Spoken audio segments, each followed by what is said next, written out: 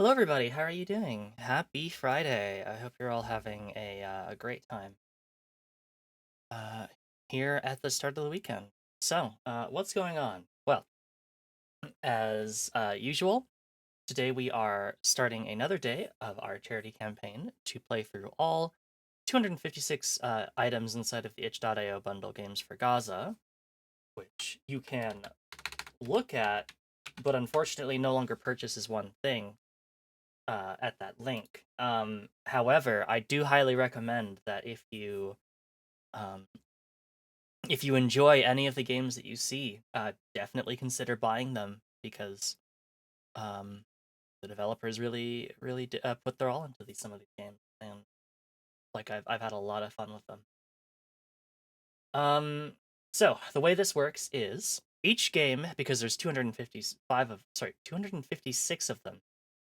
Each game is going to get roughly about 30 minutes of playtime. If you like a particular game and you like to see us play it for longer, go ahead and please send a donation of $5 for every 30 minutes. Is to extend the game time by 30 minutes up to a maximum of 2 hours. So far, we've raised $120, and I cannot thank you all enough for your generous support. It really does mean a lot to me. And hello, Goose, and anybody else who might be lurking. Appreciate you being here. We're gonna start things off pretty fun with a horror movie monster dating sim that if I were not streaming this uh would probably have some naughty bits in it. In fact, it does have naughty bits in it, but thankfully they included a toggle so that you can turn those off. So uh I didn't read about that part. Thankfully, Nash told me about it because they read the rest of the store page description. But if that wasn't going to happen, I was probably just going to have to describe how the game was going because God knows, or risk or risk uh you seeing any kind of nudity whatsoever, and that's just simply not okay here on Twitch. Um, Truly a heinous act. So let us go over to our game and we'll get started. Okay. So, thankfully, if we go into settings under content, so we have a spiciness levels, streamer mode is on. So 0 fade to black during sex scenes, no not safe work art, 5 alarm chili, no holds barred, explicit spice, or streamer mode. Censor's all sexy for big corporate reasons, so we're gonna go with that one. System / graphic. Oh no, more content. There's content warnings, parental abuse / alcoholism. One of the characters is backstory that contains content warnings for parental alcoholism / violence.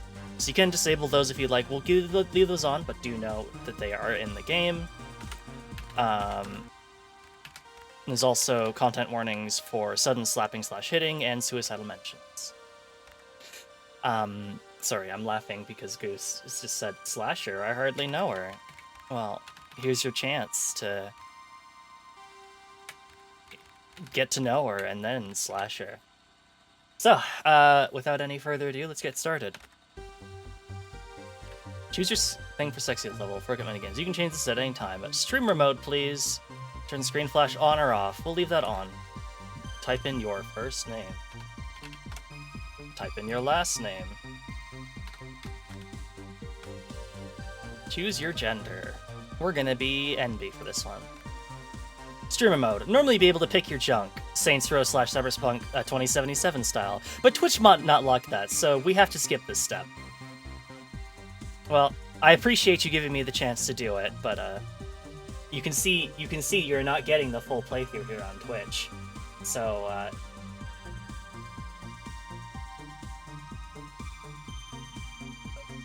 I knew you were going to raid me, and I still chose this to be the very first game. Hi, Ocean. How are you doing? How was your 9 hours drawing stream? I hope you had a great time with drawing all those doodles. My god, I thought you were never going to finish. Thank you so much for tuning in. My name is Soroka the Magpie Treasure Hunting VTuber, and we are playing through all 256 items inside of the Games for Gaza bundle on itch.io that is unfortunately no longer available for purchase. But all of the games are still available for purchase on itch.io. And we are doing this to raise money for medical aid for Palestinians. We're giving each game about 30 minutes of playtime, but if you'd like to see us go a bit longer, please go ahead and you can donate $5 for an additional 30 minutes up to a maximum of 2 hours. Hey, Relay, thank you so much for the raid. You are just right behind Ocean. Are you playing some more Toho Project? Nice. Did you manage to get a 1cc? I know you were trying to do that on Toho 6, the embodiment of Scarlet Devil. I had to say that in my head. I could not remember it. Thank you so much for raiding. My name is Stroker the Magpie Treasure TV tuber, and today we are raising money for medical aid for Palestinians by playing through some of the games inside of the itch.io bundle, Games for Gaza. Thank you so much for tuning in. I hope you had a great time with Toho Project. Toho Project, as it were. But anyway, so the first game that we're playing here is Goose. Playing a 2 fan game instead of a hard puzzle game that is too much for my brain cell. Totally understandable. Goose, thank you so much for the raid. What were you up to? Are you playing some Grand Fantasy versus Rising? Nice. How was the second day of that? I hope you had a much better time with that than your first night, because I know you're having some nasty matchups. Once again, thank you for tuning in. My name is Stork, the Magpie Treasure Hunting VTuber, and today we are playing some of the games inside of the Games for Gaza bundle on itch.io in support of medical aid for Palestinians. And we are starting off with SlasherU. SlasherU is an 18+ horror dating sim. However, thankfully, as you might be able to see on this page, it includes a streamer mode where all nudity is removed for big corpo reasons, as stated directly by the game. And I appreciate it, because otherwise I wasn't really sure how I was going to show it off. Horror dating sim, yeah. So it should be pretty interesting. We just got to the point we typed in our name, our first name and last name, and then we chose our gender, and then this part came up where it's like, normally be able to pick your junk, Saints Row / Cyberpunk 2077 style, but Twitch might not like that, so we have to skip that step. Unfortunate, but such is the platform that I stream on. Streamer mode, we're just gonna give you the default junk. It's up to you to decide what that means, and you can choose it at any time in the Campus Surgeon. Or change it at any time on the Campus Surgeon. Damn. They got really advanced bottom surgery here at the campus. Select your appearance.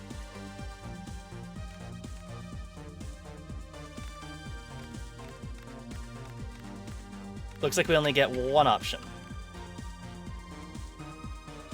Crowders? I don't know why. I find that font extremely hard to read.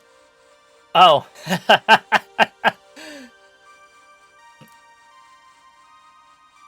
Yeah, Crowder's model. Bonus skin, SlasherU Act Sweetheart Saturdays. Good news, your favorite Twitch streamers from moonshotpods.com, Chris and Audrey from Sweetheart Saturdays, got into your favorite horny horror movie university on a full scholarship. Bad news, there was only one open slot. Catch Sweetheart Saturdays streaming SlasherU Act 1 on Saturday, October 7th, 2023 on moonshot.mov. Works with outfits. Yippee! Are you sure? Well, I don't really have any other choice, so yeah, I guess I am. Pick your major. Audiovisual, the fine art of movie making. Final Girl Studies, the gender-neutral art of survival. Summer camp slashery, creative outdoor murder. Undecided. I'll figure it out later, I swear.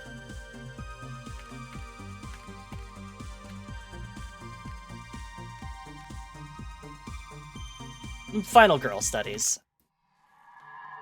There's a time and a place for everything. And that place is college. Chef from South Park, I'm pretty sure.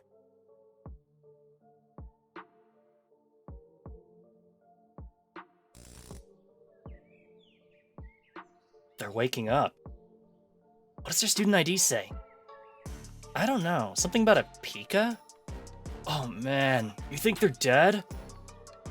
Wait, how could they be dead if they're waking up? I don't know. You're dead and you're awake. Right. They're just drunk. Right, little buddy?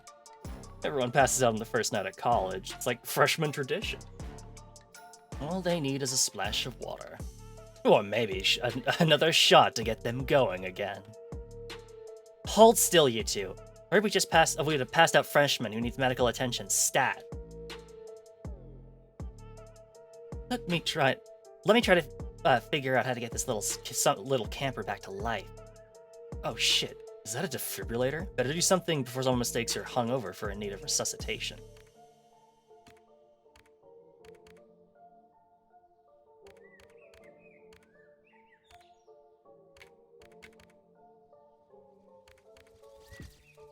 They'll take that shot. Hey, there you go. Come on, open wide for mama. You feel your jaws being pried open, while the ghost shoves what you now know was an alcoholic cold brew down your throat. There we go. See, Kelly? You just have to have faith in the system. Oh no, wait, they're passing out again. Yep. There they go. Act 1. You had me at hell-o. Welcome to SlasherU. Arrow keys move you. Select with the spacebar. Hitting tab lets you check your cell phone, text messages, character profile, relationships, and notes, and critically, save your game. That's about it for now. Off you go, new student. You're exploring campus. About Soroka. Oh, we're...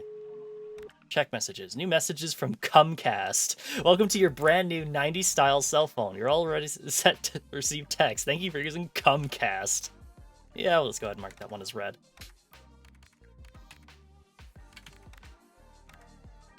Saving near an NPC may cause your save to bug out. Make sure you're not standing near anyone. Okay.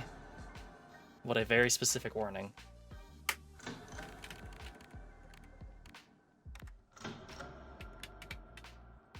Oh, it's you. You're the one who passed out in the lawn in front of the admin building, right? Those two idiots from DIK found you. Apparently? You really should watch your alcohol consumption, you know. Every year, someone thinks they can outdrink someone like Covington footballing, but they forget zombies can't absorb blood alcohol. The girl shakes her head and goes back to indicating the bursar's desk. But enough about you. Can you believe this? Believe what? Those complete Luddites at the bursary messed up my class schedule again. Again! Did you hear me? I need to slot in at least 2 more final girl credits to graduate, and they won't let me take any more units this year. It's ludicrous. It's unfair. That sounds unfair.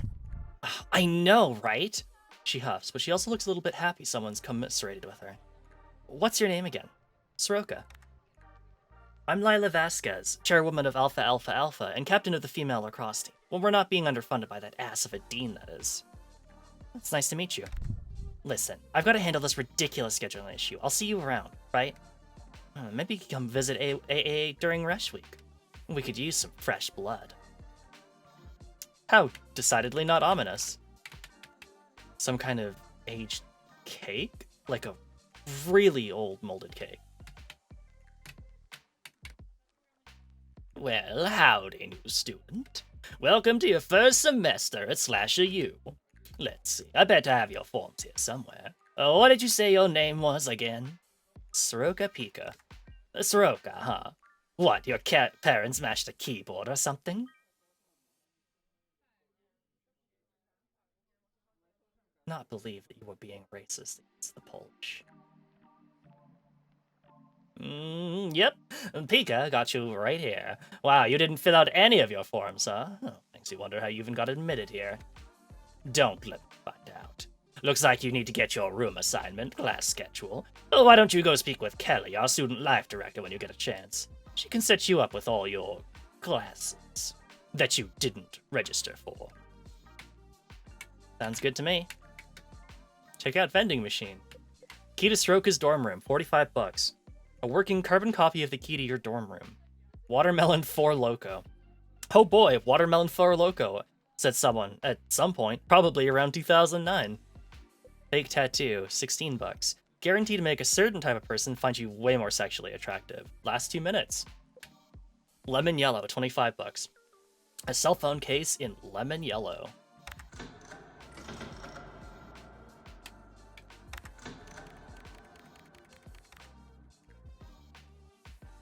Split shirt and jeans, an exclusive outfit courtesy of Sweetheart Saturdays.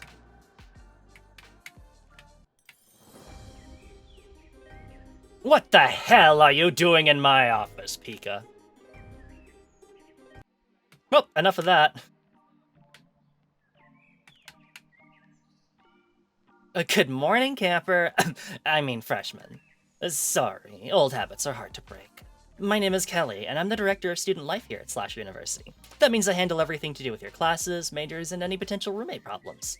So if you need to register for class, or to declare a major, or do anything regarding your academic schedule, just look me up. It's not a perfect system, but it works. Anywho, how can I get you? Can I take a class without declaring a major? Of course, you'll gain progress in your class, and it'll count towards whatever major you end up choosing. If you wish to graduate with a major, you'll have to declare one. How am I doing academically? Let's see. Out of all your classes, you've got hallway running, 0 out of 3, student hunting, 0 out of 3. Keep working at it, and you'll max out your classes in no time. Hello, Nash. Good to see you. Hey, new kid. What is all this? To start a school year fair dum-dum. Everyone's going to be setting up a booth to show off whatever social chicanery they're up to this year. Our booth, for example, is all about our sorority, Alpha Alpha Alpha. Tell me about AAA. We are the premier sorority on campus. We boast the finest, the most competent students, always put together, always on point, always dressed to kill, or slay, if you will. We're one of the oldest sororities on campus, and damn proud of it. But I'm sure Lila told you this already. I saw her stomping around the admin building, looking through the windows. You remember you gave your number to a bunch of people today. Better check your phone using tab. Okay. Check messages. New message from Lila. This is Lila, texting you so you have my number. X Lila. And text back. Okay, no new messages. I guess we don't get to see what we texted back. Hey, freshman. I have nothing but respect for your hustle, dude. We have to hang out sometime soon. Soroka, right? Did Sawyer get you to sign up for student council yet? Because it's a trap. It just doesn't do any work. I'm Juno. It's nice to see some new blood around here. Nice to meet you. Likewise. Did they make you pick a major yet, or are you still trying to skirt by on your gen eds? I'm majoring in final girl studies. Oh, sick. I've always wanted to be a final girl. Kinda hard when you're already dead, though. Pretty sick. I could never do that myself. I am so not the athletic type. Are you into more for the running away from big bad slashers thing, or the look good while doing it thing? Running. Then good luck to you, I guess. I mean, seriously, good luck. The pass-fail rate for final girls is not great there. Caw! Aw, little bird buddy. You approach the weird orb. What the hell is it? Touch the orb. The orb brushes and glows in a kaleidoscope of colors. Night turns to day turns to night. This is clearly some powerful magic. Perhaps you could unlock more night orbs in the world. Sure. Well, maybe not touch that right now.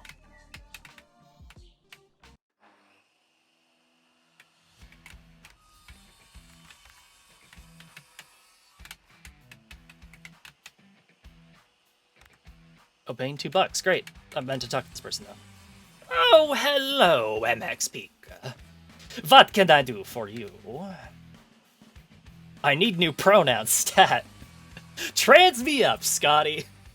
Hell yes. If only it were this easy. Nothing, thanks. SlasherU gym clothes. That's not anything, I guess. You pull the outfit on off. Nice. What's in the other one, though?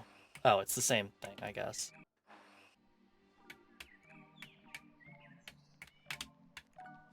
Hey, it's you. I can't believe you took another shot. That is, like, so fucking sick. You're like some kind of hero. Are you feeling better after waking up on, like, the lawn of the lawn in front of everyone at 6 a.m.? Oh, I wish I could still get that hammered. Oh, it takes so much effort. Nope, hungover as fuck. Tell me about it.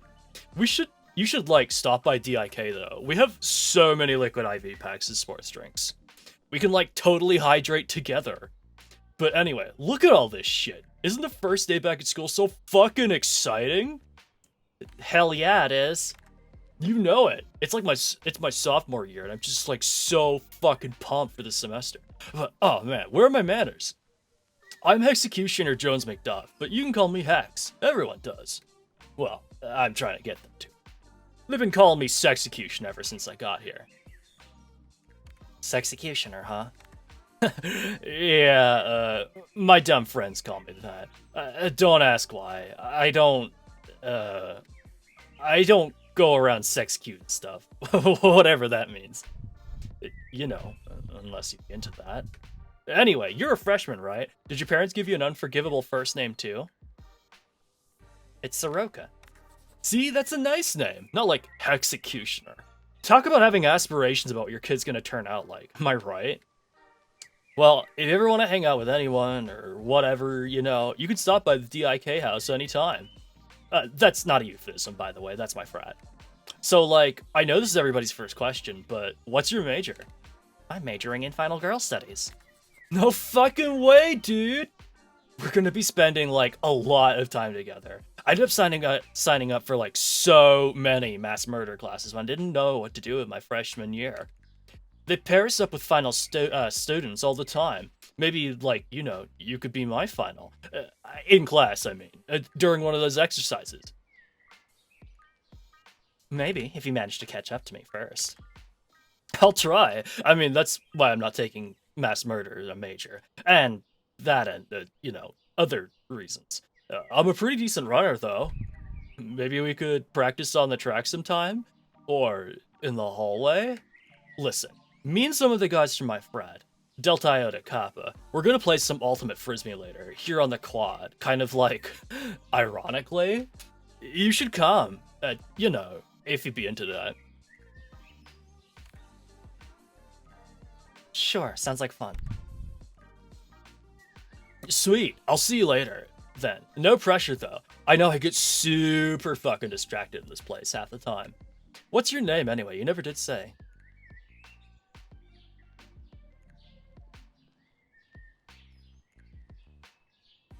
No, I'm pretty sure I did. It's Soroka. Well, hey, Soroka, I already told you, didn't I? I'll see you later then, Soroka.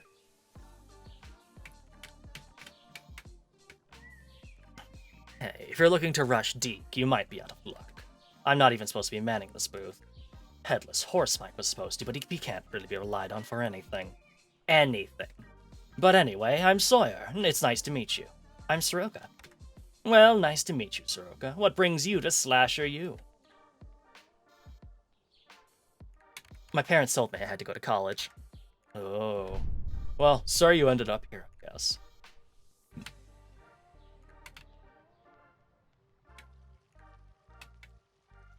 Angelic pastel.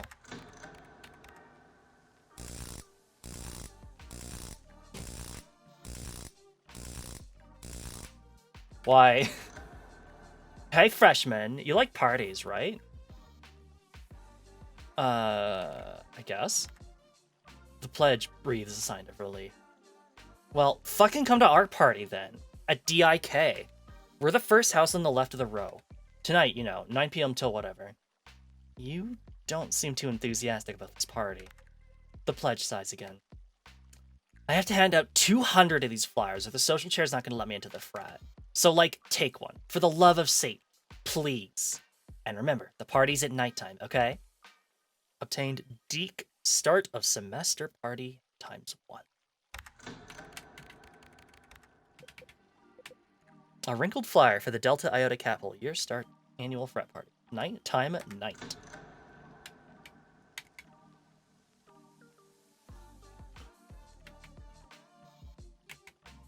Welcome to the SlasherU Bulletin Board. Volunteer bartenders needed. Where? Everywhere. All the time. DYIK/AAA/loud screaming, but also the sorority. Checking with the bartender for extra bucks. Mark is red. Wanted, food delivery demon. Demon part not necessary. Inquire at campus coffee shop. Wages? Some. Rager tonight at DYK. Please take flyer for Addy.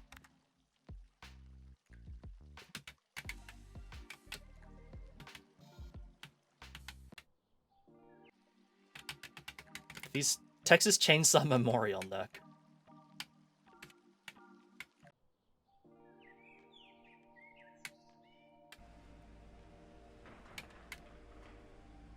Oh, hello, Ms. Pika. So, you teach student hunting 101? That's correct. I can assuredly say that SlasherU made the perfect choice in choosing me to teach the reaping of death, as a direct relative of Grimm himself.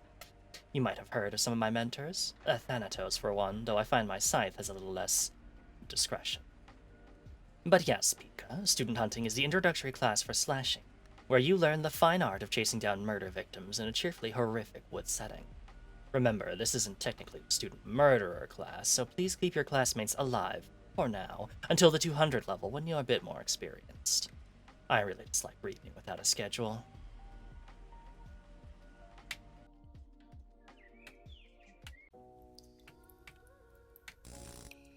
Ah! You startled me! My bad. Well, don't do it again, okay? Sorry. I'm not really off on a good foot here. I'm Tate. Nice to meet you. Tate, I'm Soroka. So, are you in the AV program too, or just checking out the dungeon where us gremlins hang out? Not that I'm a gremlin. I wouldn't mean to offend any gremlin students here at SlasherU. Especially not if you're a gremlin, I mean. Shit, sorry. I'm exploring the school. Are you? See anything cool? My sister told me the frozen severed head of the first ever Dean of SlasherU, Dean Myers, is buried somewhere secret on campus. Rumor has it can still talk and everything. But I didn't take any necromancy courses this year, so I can't confirm or deny whether that's a reasonable assumption at all. Anyway, I better get back to editing. I'll see you around, okay, Soroka? I wanted to ask... Locked. Hey, Tate, I was wondering... What year are you in? I'm a junior. Yeah, I know, I'm old or boring or whatever. But you, I'm a freshman. Oh, really? And you're spending your time down here? I mean, I should probably ask how you're liking school, right? It's okay. Yeah, so much of life is just okay, right? That kind of sucks, but, you know, whatever. Talk to you later, Tate. Check out the vending machine. 80s blue. Kickin' rad 80s blue. Loose cigarette, $8. Makes you smell like secondhand smoke. Lasts 2 minutes. Guaranteed to make a certain type of guy find you way more sexually attractive. Cancer is just the fun bonus. 1950s practical gore effects, $100. This big, phone book thick tome has been shot through a couple times with buckshot. Nice. Library computer lab, $25. A key card for the library computer lab. Fang energy drink, $8. A hideously colored and questionable energy drink. 4-hour energy, $8. Wipes the slate clean of all your conditions. Yippee. This glossy thick volume reads, How to Pick Locks and Influence People. It is a 1950s cover of a very excited businessman breaking into the IRS headquarters. I'll read it. A darkness permeates the air. Something dangerous has happened. Learn the skill lockpick. Cool. Ooh, take some of his notes lying around.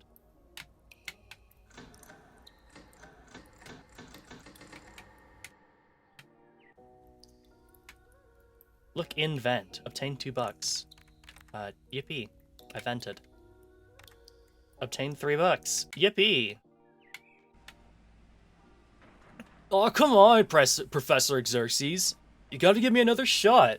I mean, I'm gonna try. So much harder, I swear. Professor Xerxes sighs exasperated. I can't forgive someone who slept through 17 straight classes, Mrs. Jones Macduff. That's an entire semester. That's unacceptable. Yeah, but... Oh shit, hey Soroka! Are you here for Survival 101 too? Yup. No way! I didn't know you signed up. Mr. Jones McDuff, I'd appreciate it if you stopped deflecting. You still need to select a partner for your final project, and half the final girls' studies class here has declared you, in their words, unfit. I expect you to correct this immediately. Hex groans. Yes, ma'am. Please don't call me that. Hell comes to SlasherU. Oh, hello, Mika. Can I attend hallway running class? Of course, just step on the white pentagram and we'll all get started. Teleport to hallway. Find the correct classroom with the red mat in front of it. Escape before the murderer catches you. 3, 2, 1. You've been caught. Teleporting out now. Hello, Professor Plutonium. Morning, Pika. Can't you just smell that sweet, crackly, Geiger-speckled air? So you teach hallway running? I do not. I am covering this class for my dear fellow teacher, Professor Xerxes, who's otherwise indisposed at the moment.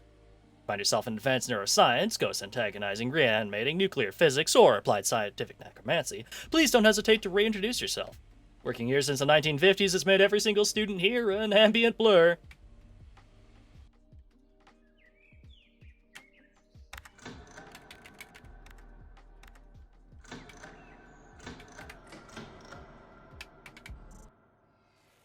Alright, a little to the left, a little to the left. Tate, my left or your left? Stage left. Jesus Christ, Juno, do you not pay attention in class? I do not. Juno, shift lefts. Stage left. Perfect. Remember, Juno, I really need you to channel that tortured nun trapped in a forbidden romance being punished by the wraith of Heaven Almighty like the switch of 1,000 whips energy. Now, just pull every muscle like you're in extreme pain. You got it. And rolling. And action. Juno groans. Super loudly, chains rattling and all.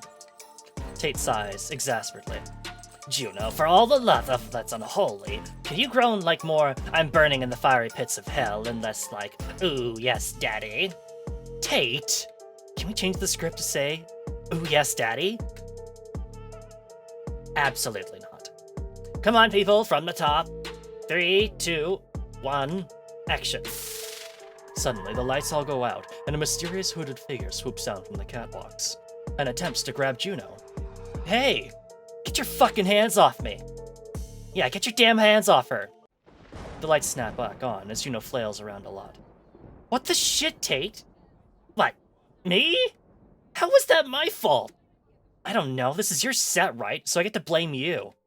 Fuck! Shit! I don't know! What the fuck was that? The crew all sort of shudders and mills about. Weird shit.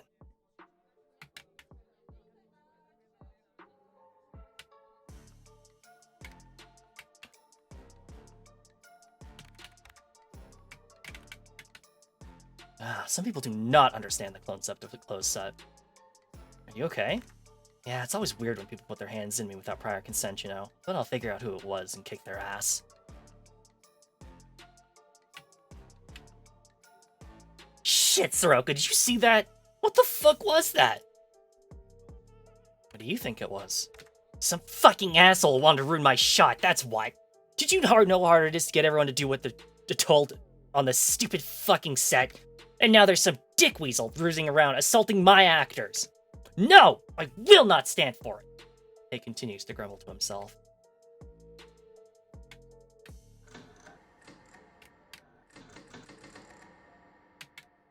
That was so creepy. She shudders. Did you fucking see that?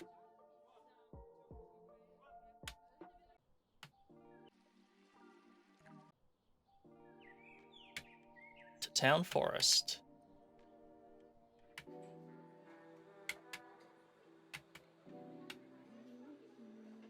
Food delivery service. Check for orders. New order. 1 iced coffee for Tate.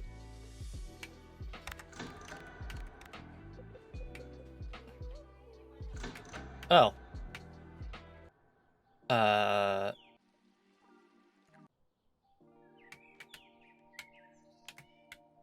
was I going again for this one? Oh yeah, up here. And there's no one here anymore. Great. Can't see I exactly meant to grab this guy's coffee. There you go. Got a nice coffee for Tate. Tate appears inside the bag. Sweet. Lost takeout order set 1. Obtains $6. Oh, hey again, Soroka. See you later.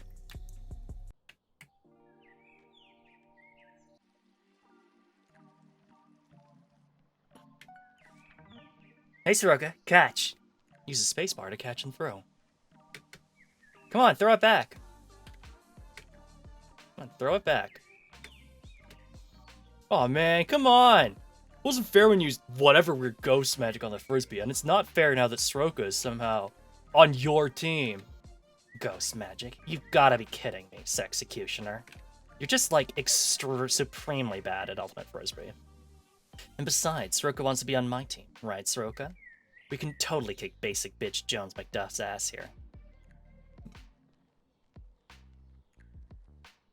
Yeah, okay. Let's bully the Executioner.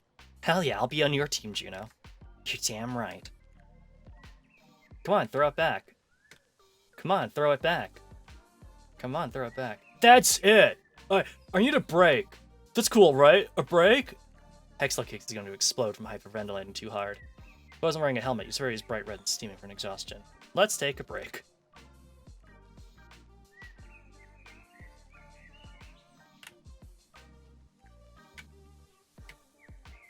You seriously playing Frisbee with Juno and Hex? Yes? It's your funeral, I guess. What's that supposed to mean? I think I've actually seen those two argue more than they actually, like, thrown the Frisbee. Yeah, that makes sense. Okay, I think we'll go ahead and end it here, because we've been playing for 30 minutes, so we'll go ahead and end it here, unless anybody really wants to see the rest of the game. This is neat. I'm not really sure how, like, the passage of time works in this game, but, ow. Ow, ow, ow, ow, ow, my ears. But it's cute. Definitely, without having, like, being as I am streaming this on Twitch, you're not getting the full experience, and for that, you would have to do that yourself. Offline. Away from prying eyes of Jeff Bezos. Okay, give me just a second and we'll launch the next guest up. The next game up.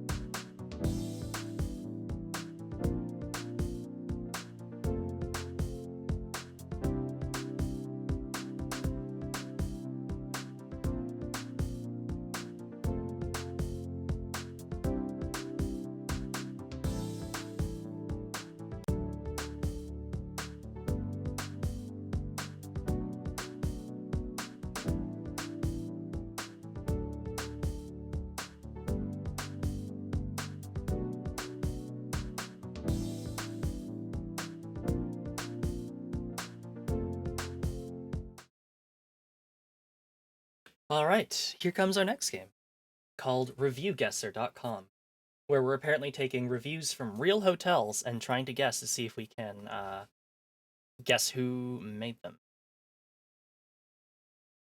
Well, we can even play versus Twitch chat. Sure.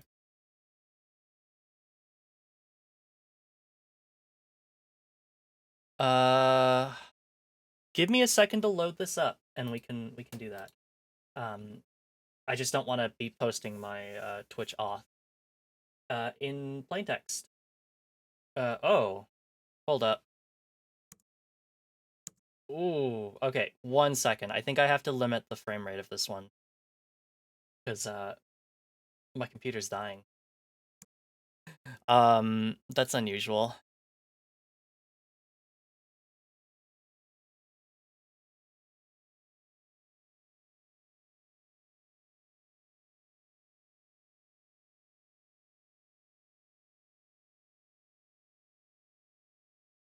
because it was saying encoding overloaded, and there is nothing about that game that would ever lead me to believe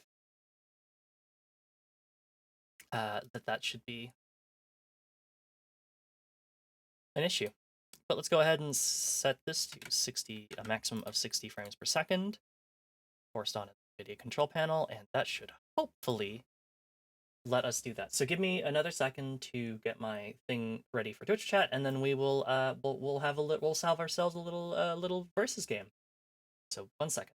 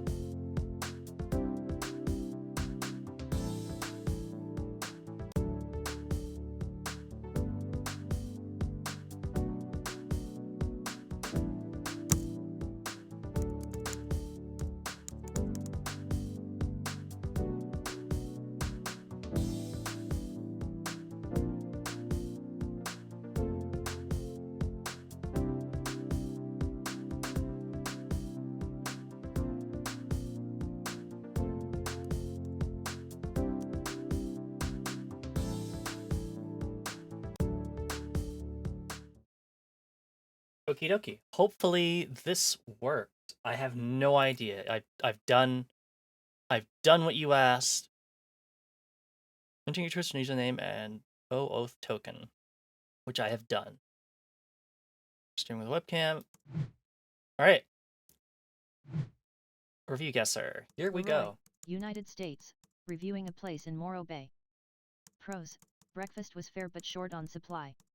Cons: third floor room and elevators not always working. Room phone not working to call front desk. TV was unhandy to regulate. Attendant sent when we called for help was unfriendly and harsh. $250 price of room was far above quality of service. Oh, we're guessing how many stars. TwitchCat can vote by using hashtag followed by a number. For example, if you think a review gave it a 10, you would type hashtag 10 in chat.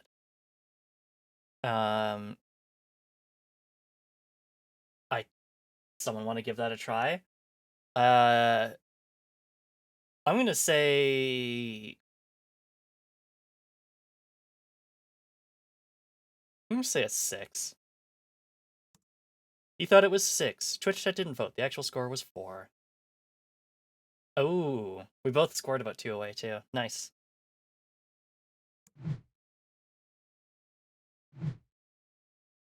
Gabriel, Greece, reviewing a place in Oleksandrovsk. Pros: clean room. Cons: no breakfast, no elevator, no day cleaner, no staff until 10 a.m. and staff not speaking English. And behind. Oh shoot. I'll give you a chance to vote on your stuff. I'll wait until if you're gonna participate, let me go ahead and wait for you to type it in your thing. Hashtag too blessed to be stressed.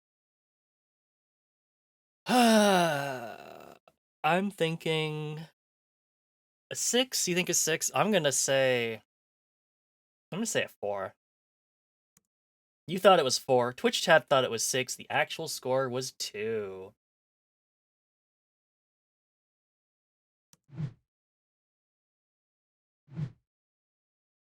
Vivi World, Japan, reviewing a place in Science City of Munoz. Pros: none. Cons: hotel did not prepare our rooms by check-in time.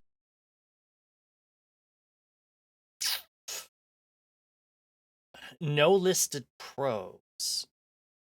So you'd think it'd be a pretty negative review. But then maybe they only had one complaint.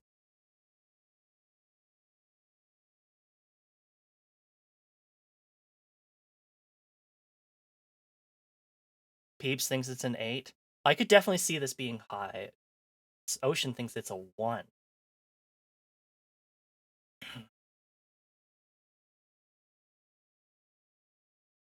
I'm gonna say it's a 7. You thought it was 1. Twitch chat thought it was 1. The actual score was 1. You win, Ocean. You did it. They might even just press 10 because it automatically set to that. They did not, in fact. United States, reviewing a place in paradise. Pros, it was not even okay. I have it on my TikTok 1 billion. People, we are wanting them not to come or use book.com. Your agency lied to a reporter. Cons, nothing. It was not even okay. I have it on my TikTok 1 billion. I'm definitely gonna say this is a 1. For something like this. This definitely kind of seems like the kind of thing that you're yelling and screaming about, and whether or not you actually had an awful time or not, you want everyone to believe you did. You think of 5, you think they're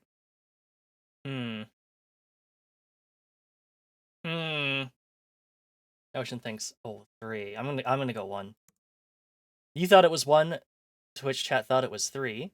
The actual score was 1. You earned a skip. Nice.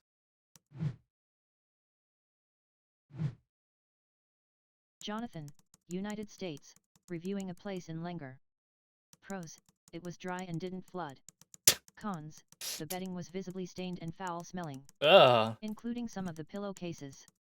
No resolution was offered the first night. We would not have stayed if it weren't for the late check-in and flash flood warning. I'm thinking 3.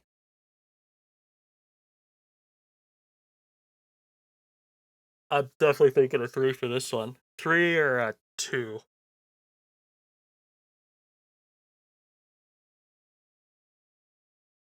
This definitely sounds like the kind of review that, like, we would not have stayed if it weren't for the late check-in and flash flood warning. That, like, they would have left immediately if they had the choice.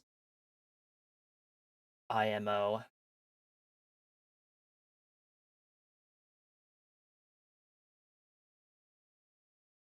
You think a 2 too? Alright, let's go 2 then. You thought it was 2, Twitch chat thought it was 2, the actual score was 1.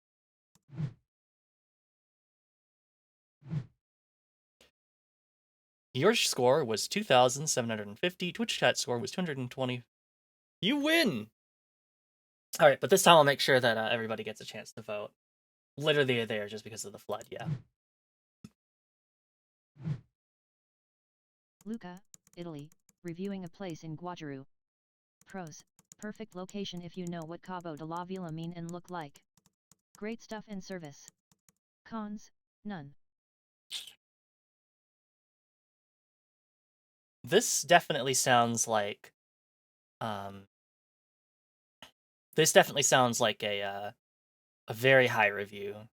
I'm definitely thinking like maybe a 10, a 9, I think at the lowest like an 8. Unless I am really, really not understanding what Cabo de la Vela means. You think a 9? Okay. I'm gonna go all the way. I'm gonna say it's 10. You thought it was 10. Twitch chat thought it was 9. The actual score was 8. Oh, shit. I said 8 at the lowest, didn't I? Cathal, Brazil, reviewing a place in Rungus. Rungus. Pros, bed bugs. My stay at this hotel was an absolute nightmare. From the moment I entered my room, I was greeted with appalling conditions. The lifts weren't working, and I got stuck in one shortly after my arrival. The reception area was chaotic, with massive crowds waiting for service. To top it off, my room was infested with bed bugs, and there were cockroaches crawling on the bedside tables and bed. Oh, God. The stench in the room was unbearable, and when I tried to request toiletries, they rudely hung up on me. I can't emphasize enough how disgusted I am with this hotel. I was bitten multiple times within the first 45 minutes of my stay, and despite bringing the bed bugs to the reception's attention, they not only refused to refund my money but also failed to offer a sincere apology. The staff's lack of concern for my well-being was shocking. Adding insult to injury, they falsely marked my stay as a no-show, showcasing a complete lack of professionalism and integrity. If it were possible, I would give this hotel a 0-star rating. They should have compensated me for the new hotel I had to pay for, as well as the taxi fare, at the very least. I strongly urge anyone considering staying here to find alternative accommodations. This hotel should be shut down immediately. Cons, bed bugs. My stay at this hotel was an absolute nightmare. From the moment I entered my room, I was greeted. Okay, so they just rewrote the pros and cons twice. They specifically say that if they could, they would give this star a 0 hotel rating. That very much speaks to me that this is a 1. 1 for sure. This is basically a gimme. Yeah, I'd have to agree. Also, that this hotel does sound like a nightmare. God, that sounds terrible. Twitch chat didn't vote. What the fuck do you mean Twitch chat didn't vote? Oh, do you have to just say 1 in the number? Oh, that sucks. I'm sorry. Excuse me.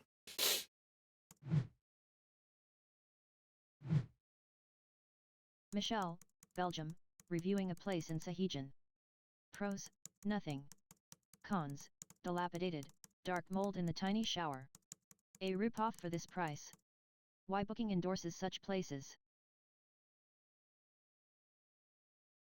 Sounds again like a 1. They sound very angry. And that's definitely at the point where you start getting a 1. But, I will allow you a second to vote out while I get my hair stuck in my glasses. And then we'll see, who wins. Yeah, if you would like to vote, please make sure that you just type in, the number sign followed by a number in your message, because I guess if you type anything else, it's not going to look at your stuff. You have to put the number sign in front of your vote, Kat. If you want to retype that, the number sign. Number 2. All right. Ocean thinks 1. Kat thinks 1. I'm gonna think 1 too. You thought it was 1. Twitch chat thought it was 1. The actual score was 1. Benjamin, United States, reviewing a place in Fucave Arena. Pros, did not stay. Asked for a refund and went to another hotel. The first room they gave us smelled terrible and the curtains were shredded. The room they moved us to smelled slightly better, but there were stains on the sheets of one bed and blood stains on the dust ruffle of the other bed. Worst hotel experience of my life. Cons, none. Sometimes you just don't bother to stick to the format, but it is very funny. Cons, none.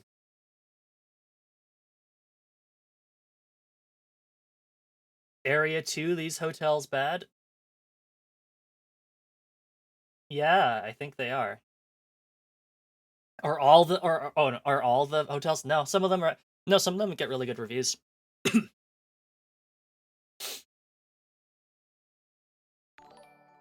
That none was indeed rude. Thank you so much for the follow, Martin.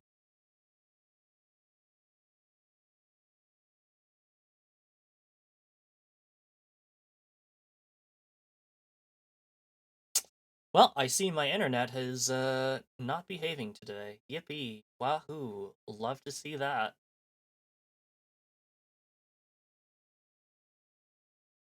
Sorry, I'll give you a little bit longer to vote if you'd like to. I think I'm gonna go all the way again and say a 1. I mean, it's possible that Benjamin did not vote a 1 and voted something like higher up and went like, well, this was the worst hotel experience of my life, but I could have had worse hotel experiences in the future. So, you know what? That could make sense, but I feel fairly confident in saying this is also going to be a 1.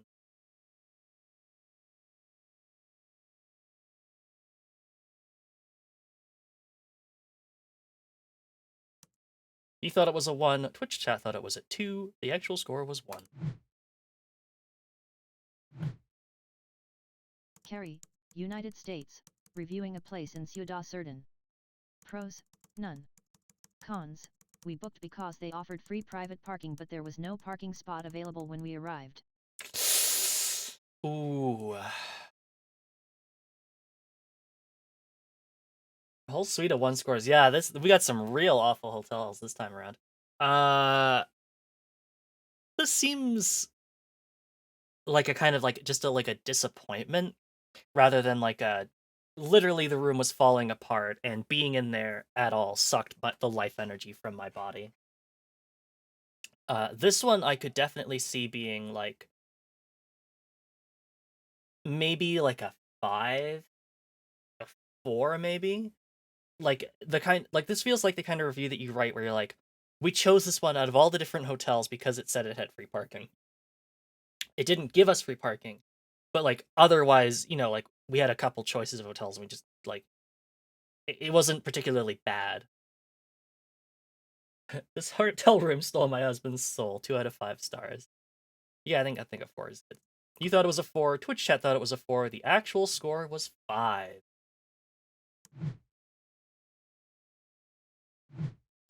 Your score 4,250. Twitch chat score 3,250. To be fair, you did not get a chance to vote on one of them, which is unfortunate. But that's time. Okay, we got time for another round. Tomas, Czech Republic, reviewing a place in Custard and Gen. Pros, location. Cons, due to the traffic with heavy snow I came firstly after 10 p.m. That was already after check-in, but the personnel has left the keys in the box. The room was freezing, heating was switched off. I needed to stay additional 2 hours awake in the jacket when the room got little bit warm. The bed was also very uncomfortable.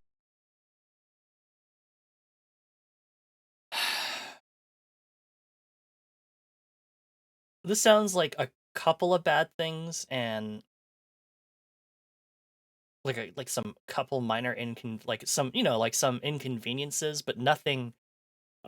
Like literally, we went to we listened to a review where it was like, yeah, the room was literally full of cockroaches and bed bugs, and they started biting me.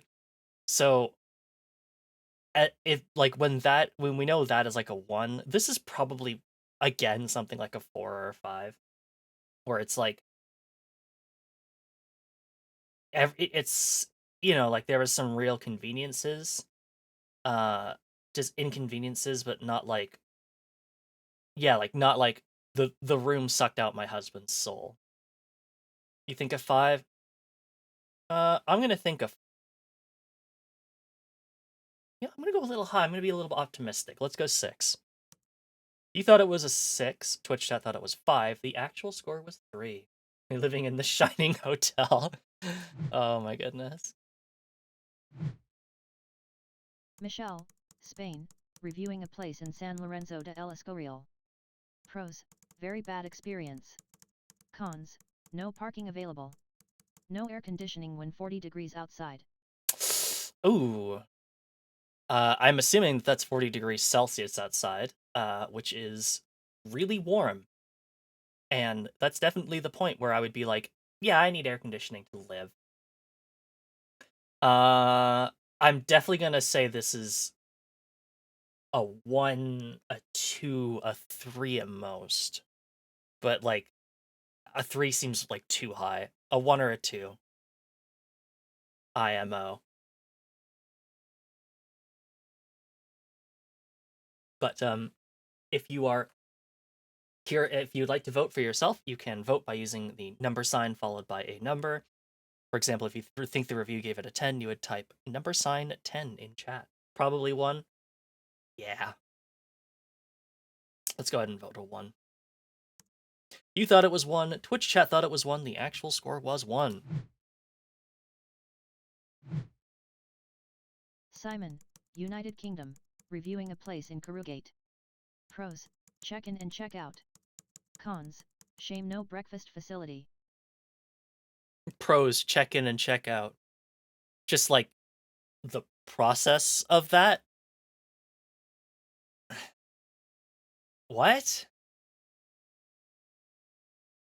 Shame no breakfast facility. That seems like this is definitely one where it was like probably like it would have been nice to have a breakfast facility, but nothing like really major. I would say again like a 5. Um a 5 or a 6. I don't really understand what your pro is unless it was like just very easy to check in and check out, or maybe you were used to the Hotel California, where you could check in, but you could never leave. You could check out, but you could never leave. I don't know. Um, I'm really not sure what you mean by that, Simon. But yeah, Shame No Breakfast Facility. That's gonna dock it a couple points, but again, like a 5, 6, maybe 7. You think a 4? I'm gonna go optimistic again. I'm gonna say a 6. You thought it was 6. Twitch chat thought it was 4. The actual score was 7. Well, I guess check in and check out did make a difference. Mary, United States, reviewing a place in Villanueva de Arosa. Pros, they provided breakfast. Cons, small, dingy room. Breakfast staff moved me to a different table, but then let other people sit where I had been. I don't know, Mary. Sounds like they just did not like you. Uh, they provided breakfast. Small, dingy room. This sounds like a mediocre stay and like an inconvenience, but nothing like major. I'm gonna say like a 4 or 5. Like, yeah, nothing like major, but like a disappointing stay. Not like literally, if I stay in here any longer, I'm going to die. So we shall see. Would anybody like to vote on what they think it is?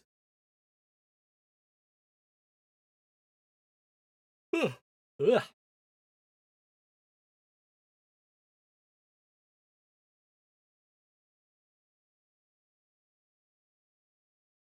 My stream's probably like really, really far behind because I keep dropping a bunch of frames. But that is life that we live. You think a 5. Uh 5 seems pretty good. I'm gonna be a little pessimistic. I'm gonna say at 4. I'm sure the breakfast issues compare. Yeah, I'm gonna say a 4. You thought it was 4. Twitch chat thought it was 5. The actual score was 3.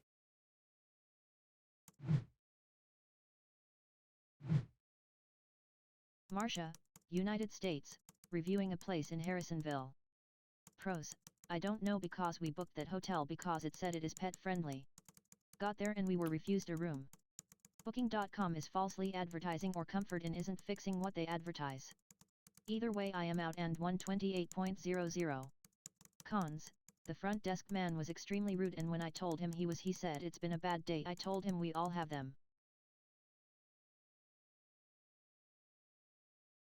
Yeah, comfort inns I know sometimes are pet friendly. That's definitely a shame that it wasn't. Uh, they were big breakfast owners. They were. They just really wanted that particular table, I guess. Uh,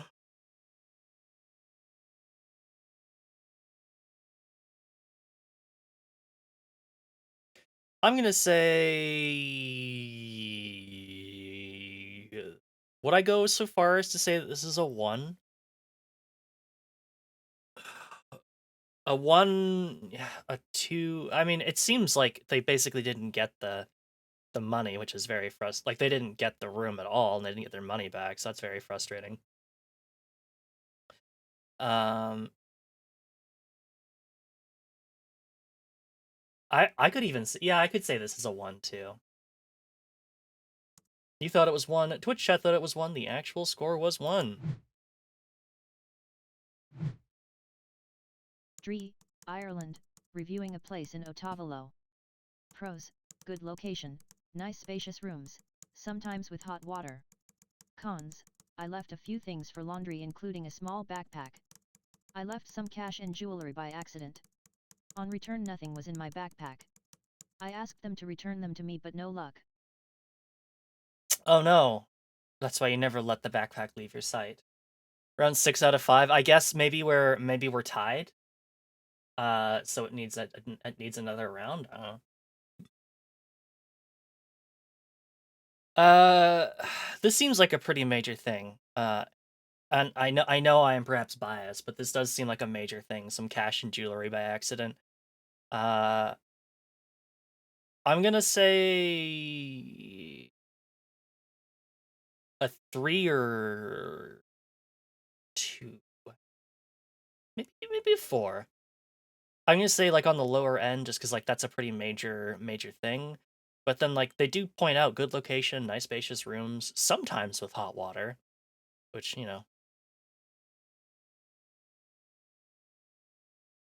that's good if you sometimes want hot water.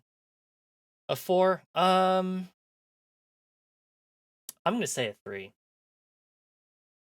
You thought it was 3. Twitch chat thought it was 4. The actual score was 1. Which, you know what? Fair enough. Um, that is a pretty major thing. To have done. So, yeah, I could see that. Your score 4,250. Twitch chat score 3,500. You win. Nice. Mike, United Kingdom, reviewing a place in Mercedes. Pros, I gave a bad review because it's not me traveling in Berlin, yet I've been getting emails from this hotel and from Booking.com. Their Oops. email address records are screwed up for the Mike Franklin traveler.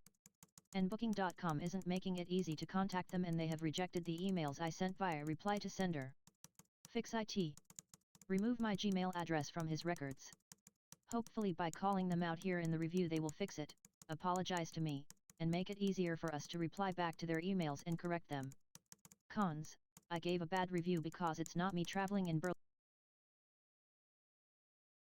Uh, that sounds like a 1. I mean, that seems like something that they want, like Mike wants them to look at, like this website to look at right away. So I could definitely see this. I could definitely see this being like a, I voted this a 1 so that you pay attention to it and remove this and fix it ASAP. Uh, yeah, I'm gonna go ahead and say it's a 1. I feel like this is definitely the kind of thing where it's like I left a bad review because I want you to fix this ASAP, and I feel like there's 2 different things that they could have done. It's either like one star, so like it's like, oh, fix this right away, or it's like a 5-star, like, oh, I'm leaving you a mediocre review because I'm just here to complain that my email address is associated with a different account, which is funny. Like, uh, I hope I hope Mike Franklin, who was actually going to Berlin, managed to get their hotel, or it's going to be very sad if they can't get that fixed. I'm gonna say it's a 1.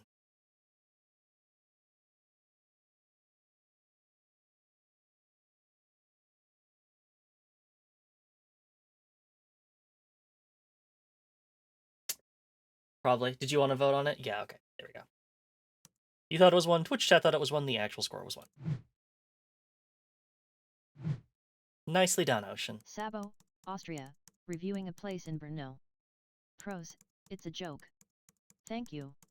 I have a big laugh. I'm happy to be at home now. Cons, we had no windows to look out, the floor was crumbling and the wallpaper is a bad joke.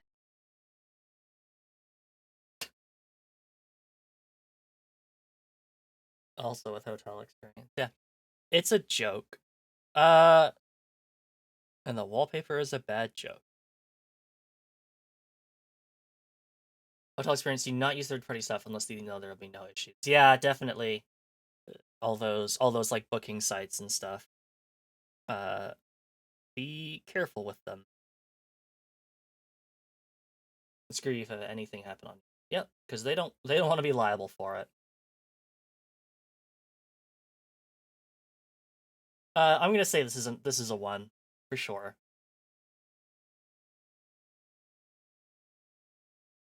I don't know. This sounds like this person is not happy. You think a 2. Okay. I think it's a 1 still. Thought it was 1. Twitch chat thought it was 2. The actual score was 1. He had a laugh. He did have a laugh. But it was not enough.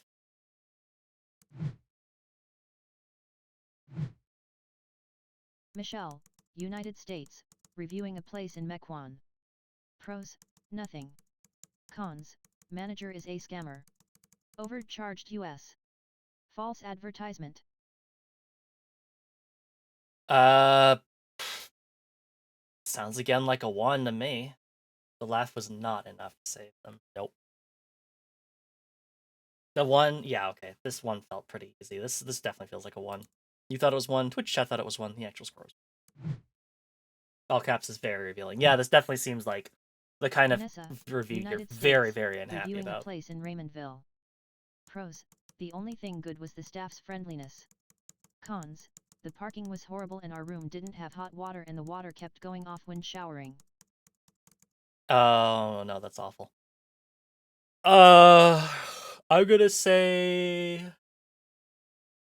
a 2 or a 3.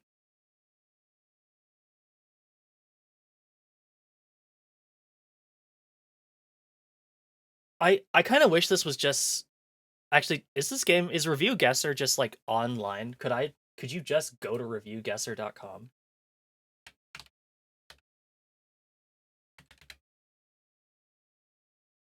Uh I don't think you can because I just typed it into my web browser and it's not responding, so I'm going to assume it's not. Which is kind of a shame. This would definitely I feel like this would work pretty well as just like a thing on the internet.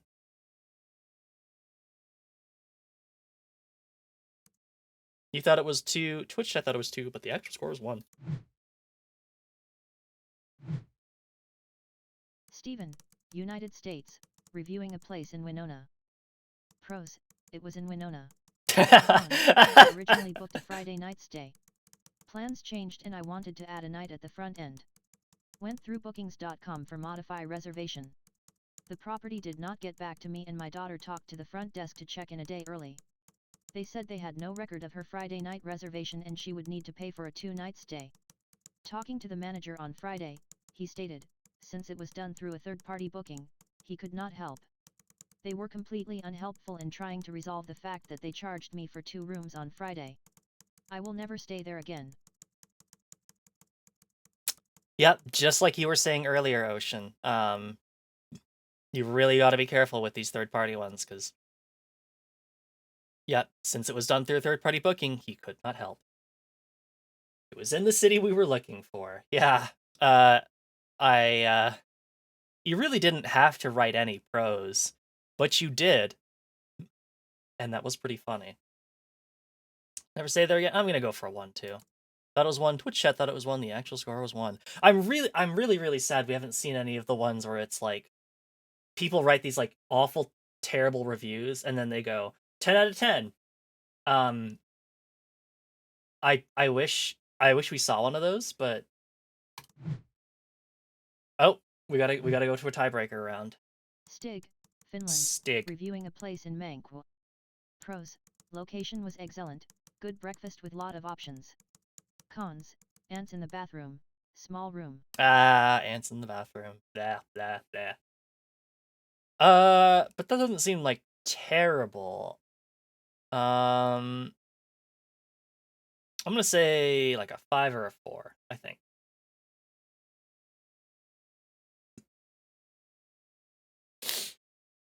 I would say 5 or a 4 is my thoughts.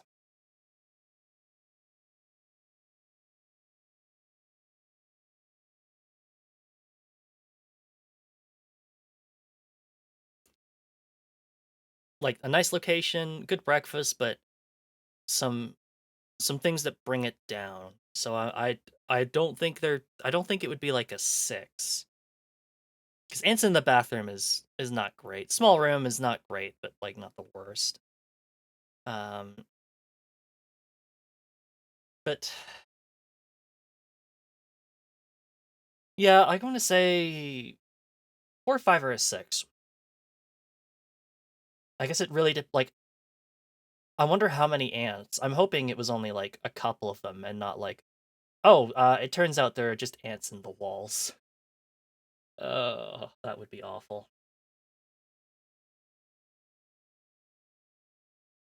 Ants love to get everywhere.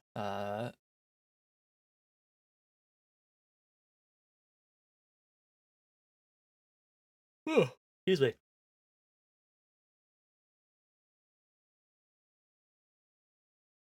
Any thoughts, Ocean?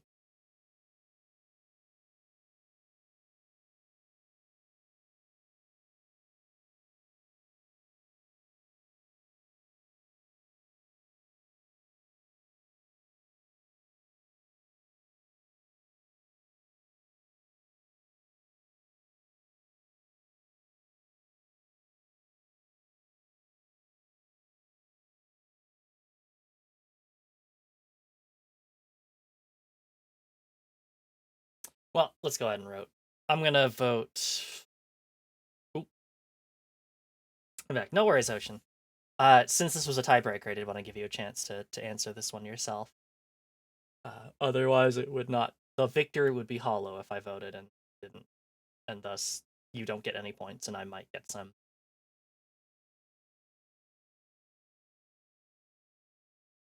But this will be the final round, anyways, and then we'll take a quick break and then go on to the next 2 games of the thing. You think a 10? You think a 10 for something like that? Okay, all right. Um,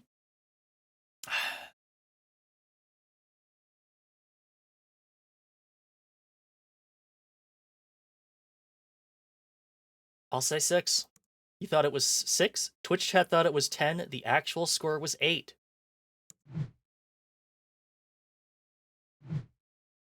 Your score 5,250. Twitch chat score 5,000.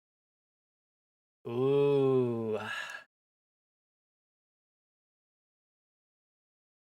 Looks like positivity doesn't always win you the game. All right. That was REVIEWGUESSR. That was actually a lot of fun. I definitely feel like I would appreciate if that game was just like a thing that you did online, um, rather than like a Unity game. But like also, I mean, like it was cute. I liked it. I'm gonna take a quick break and then we will be back for our last 2 games of the night. So BRB.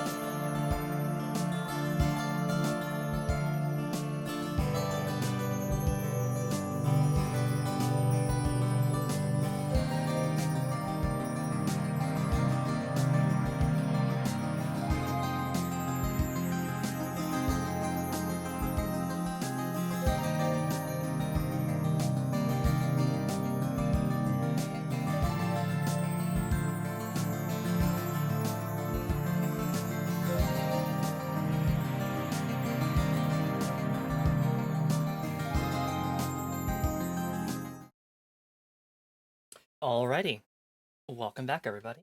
Time for the next game of the night, which is Identity Crisis Volume 1. You can definitely see it as a game I'd play with friends on a Discord call. It'd be fun. It seems like the kind of thing that I could see like being like a Jackbox game. Like, uh, I don't know. Like, I feel like you could definitely have done like a Jackbox kind of game with that one too, where everybody's given like a little bit to have the time to vote for it, and then you see who wins. Let us begin. Do I think this game has controller support? Probably not.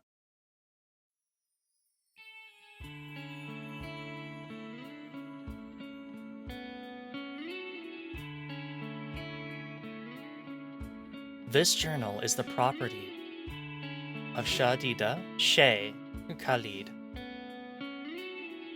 Must keep your sticky jalebi fingers out of here. New York University. I'm going to turn the volume down a little bit. Sorry, because music is kind of loud.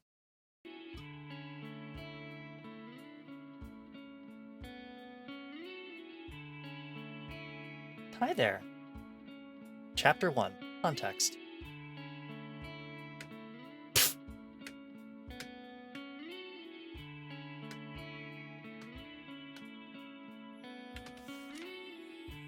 It's me.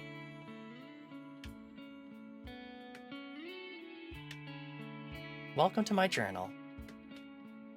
New York University of College of Art and Science, Department of Philosophy. Phil UA3, fall semester, Professor Gillian Elcroft. Introspection assignment, deadline November 12th, grading 60 points.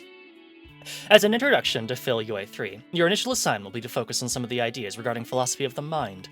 As such, before we delve deeper into the frameworks and thoughts regarding these ideas, I'm first expecting you to take a moment for critical introspection. Devi, thank you so much for the raid. How was your... You were opening up Yu-Gi-Oh things, right? Yu-Gi-Oh packs? Yu-Gi-Oh trading card game! Nice. I hope you had a great time with that. Thank you so much for tuning in. My name is Soroka, the Magpie Treasure Hunting VTuber. Today we are playing Identity Crisis Volume 1, one of the games included in the itch.io bundle, Games for Gaza. And we are doing this to raise money for medical aid for Palestinians. So I hope you had a great time opening those packs. Thank you so much for tuning in. This will be framed around a core idea for your investigation. Who are you? Some core concepts to consider. What is the evolution and value of your self-perception? Internal conflicts. What is the context of your existence and expression? Essentially, what makes you, you? You are expected to be creative with your submission and select the medium that specifically enhances your discussion around yourself. If you elect to provide an essay as your format, you are expected to provide substantial evidence and reasoning for your selected medium. Submit your assignment with this memo attached. Creative journal? Packs went crazy? Nice.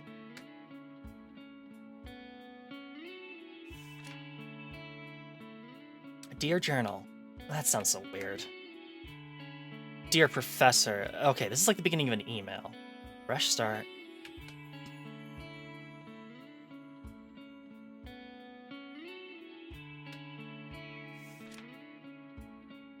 How about... Hello. Journal. Fairy. It seems a little bit more fitting to imagine a little fairy than lives in journals and than lines in journals and reads all our thoughts and rambling as they show up on the page. Still silly thoughts. Ami says I have too many silly thoughts.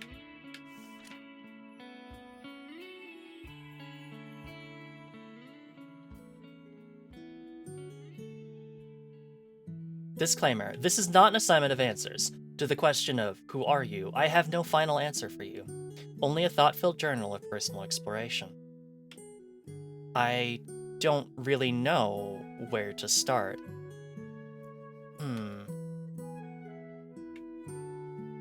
Basic answer, egg. Too soon to dive into onion layers. Hello, my name is... Shahida.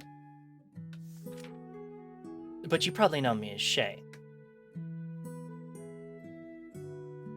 Most people here call me Shay.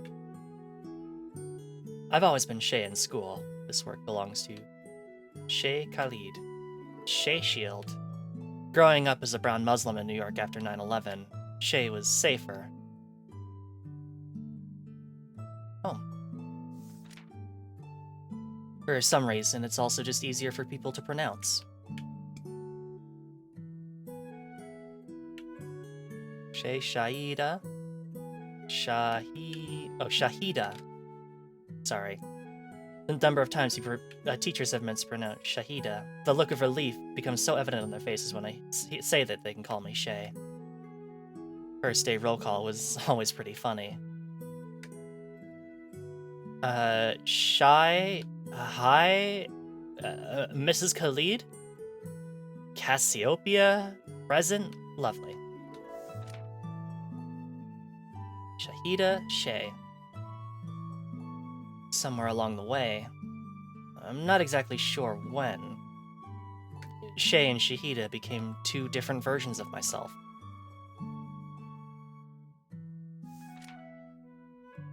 There's this moment before I introduce myself to someone new where my mind just scrambles. Shahida or Shay? Who am I to the people around me? Wasim Bai from the Spice Shop, my old high school homeroom teacher. The Potterhead Club. Mir Dost. Abba and Ami, aka the Lovebirds. How should I introduce myself?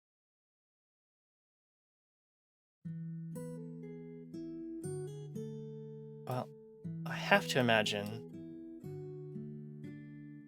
to those of your family or those of your shared past, you would introduce yourself as Shahida, and to everybody else, just Shay. It wasn't that I was embarrassed to be Shahida. I wasn't hiding who I am or my culture. It just happened that way. Now there's really no way to undo it. Truly though, being Muslim and being Indian have always been such integral parts of who I am, my identity. Growing up, I thought of it all as little puzzle pieces that fit together to make up me.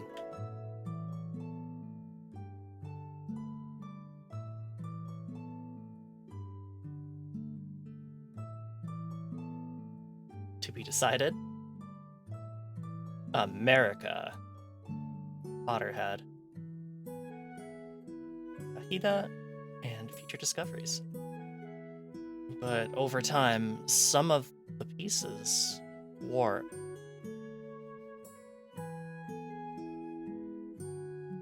They stop fitting together and trying to push them back becomes this constant battle. Also, we're in Chapter 2, A Personal Introduction.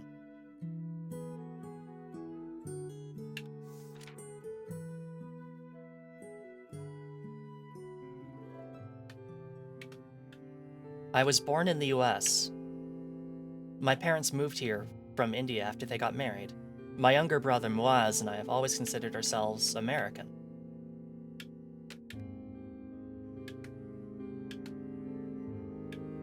But I didn't always live in America. Chapter 3, Memory Lane.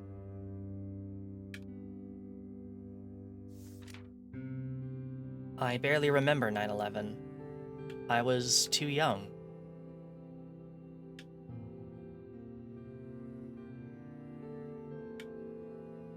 Khalid Kids circa early 2000s. Peak juxtaposition.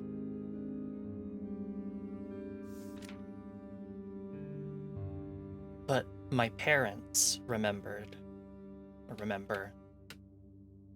They'll never forget.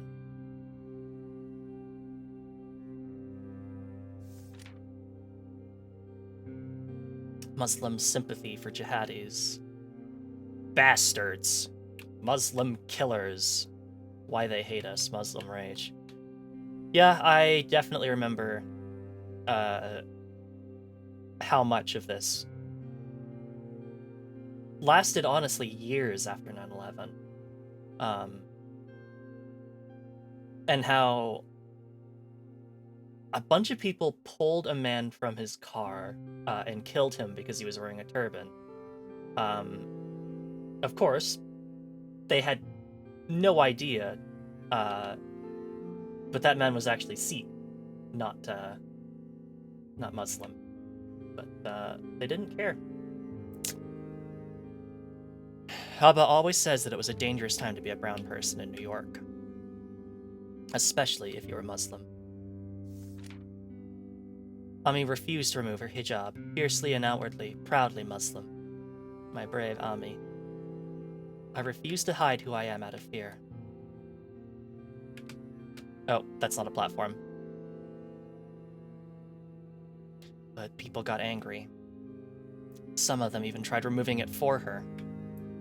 My parents were scared. Ami took Muaz and me back to India to stay with Nani for a while. I remember my first time on a plane. I was mesmerized by the clouds. Whoops. Abba couldn't leave his job. We were separated for over a year. I only saw him again when we moved back to New York. Abba's going away gift for me was a new set of crayons and a special note. Draw everything you see. I don't want to miss out.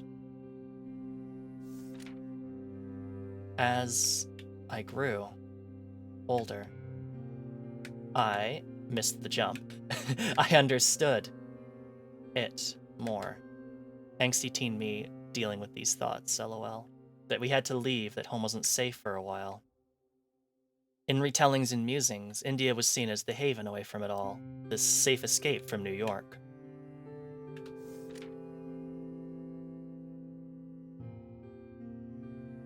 How do you carry on thinking of something as part of you? How do you carry on thinking of something as part of you, what makes you, you? If you had to run away from it. If all but chased you, guns blazing. I didn't have an answer, so I tried not to think about it. To push it away and just continue with life. The reminder showed up occasionally. I don't think any brown kid grew up without incident. I was shielded from the worst of it, though. I have a knack for fitting into spaces. Something always feels off, though. Like I shouldn't be fitting there, but I'm ignoring the chafing. There shouldn't be chafing. This is my home. I sometimes wonder if that reception to Muslims here and around the world played a part in how overprotective my upbringing was. My parents kept us extra close.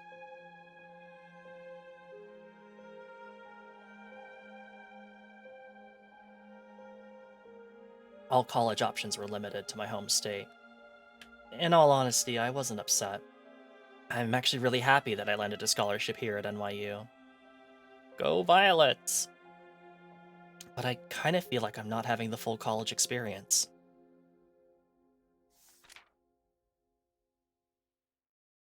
Leaving home, staying in a dorm, you know, the kind of they show in movies that teens dream of. Being responsible for yourself, no need to live anywhere else when classes are in the same city. Finding out who you are. Angsty Teen Shay is back! As an individual. An adult. How can I really know who I am if I've never really gotten to experience myself as an individual?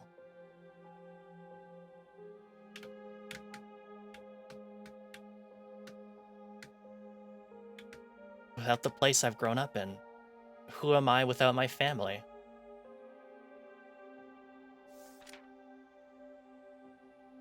Sometimes I look up at the sky, watching the birds fly by. They look so free.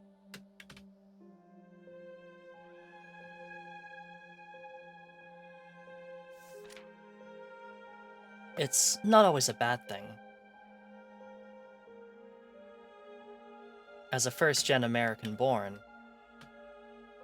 Indian, always having family around keeps me aware of my roots. My second ever visit to India was only a few years ago to visit family. It felt welcoming.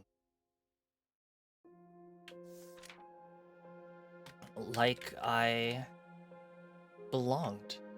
It was kind of surreal, actually. I love the vibrancy, the outward representations of our cultures.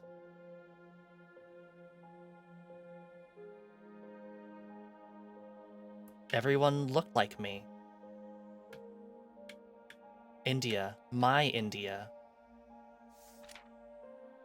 Is it really, though?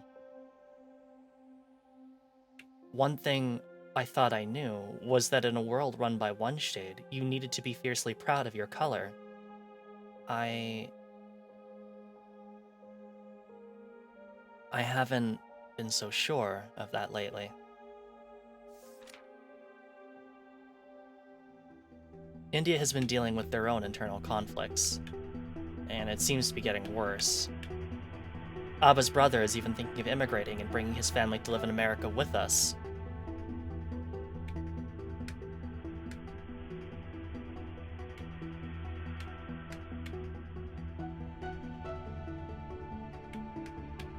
Whoops.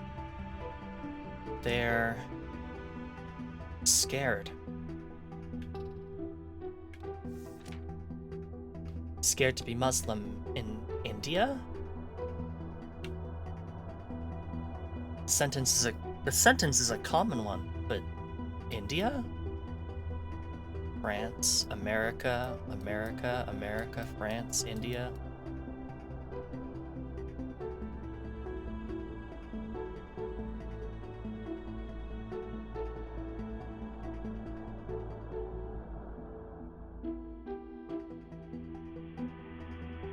It doesn't make sense. It doesn't fit. This feels less like an us and them situation and more like the tearing of a unit. Analysis. Islamophobia is the norm in Modi's India. Islamophobic comments by two BJP staffers that recently caused a diplomatic storm should not be seen as an anomaly.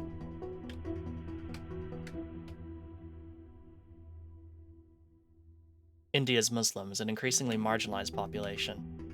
Delhi riots. For Muslim teens who were shot, no justice in sight. Nobody has been brought to justice for shooting Mohammed Samir, 17, and Mohammed Saif, 18, 2 years ago. The truth behind Indians' extremists' anti-Muslim Great Replacement theory. I don't remember feeling any of that on my last trip. Delhi wasn't New York. Nobody stared at Ami in her hijab or whispered insults as they walked past. They understood. We belonged, didn't we? Or was it all a sheltered lie? My parents didn't seem surprised. Ami told me there's always been unrest between the religions there. It just goes through phases. Sometimes the flames burn a little stronger, but they're always burning.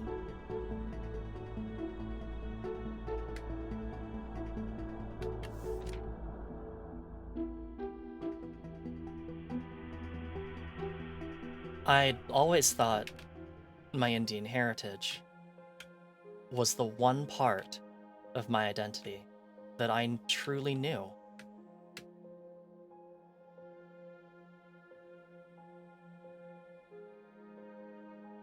The one secure part.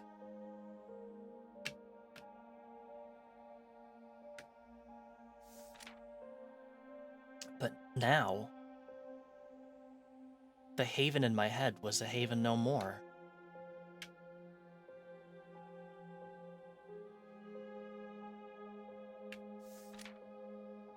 Too many thoughts to hold. It's too familiar.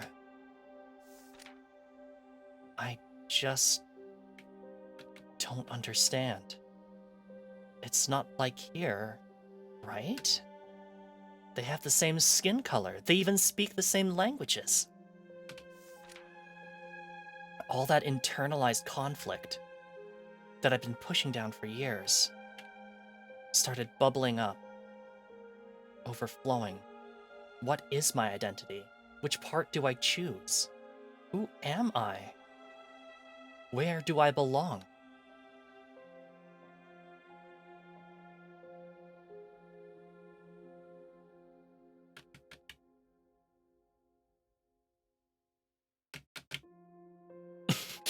I should really stop trying to go for that skip. I've had enough air control to do it. I feel lost.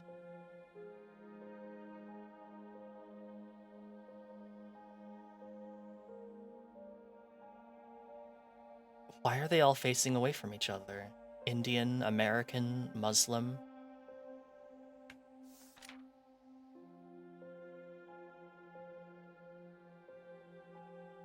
End of Volume 1.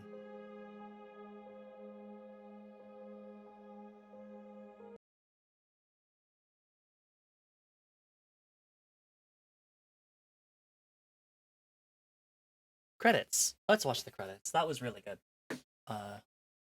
Definitely not easy. An interactive narrative game designed and created by Amara Normo Hamid, 2022. Additional TQA by Tim Flusk.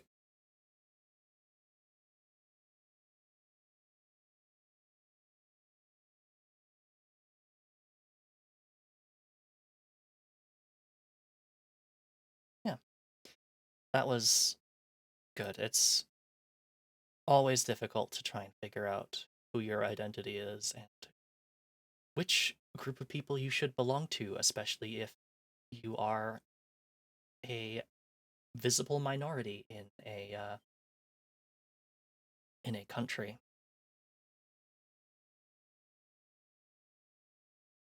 I have thoughts on that for sure, but I don't want to spend too long dwelling on those ones. So let's go ahead and launch into our last game of the night. So give me just a second to boot it up.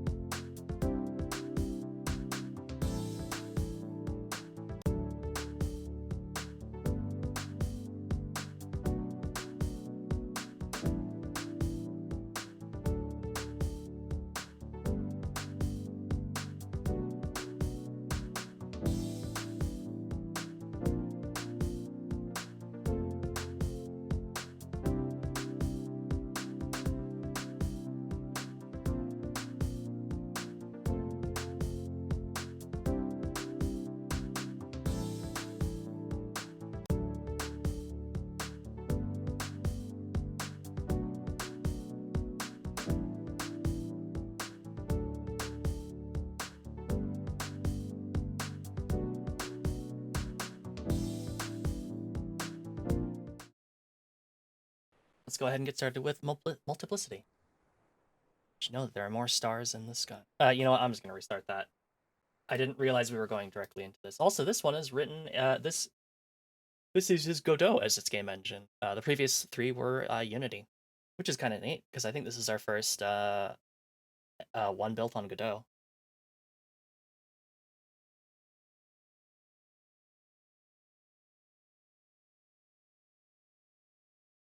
It just kind of started. Not my fault. Not my fault.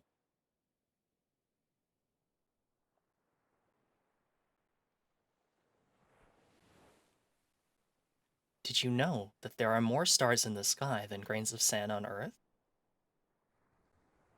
I know, it sounds crazy, but it's true. Tell me, with all those worlds out there, do you think there is anyone listening to your prayer?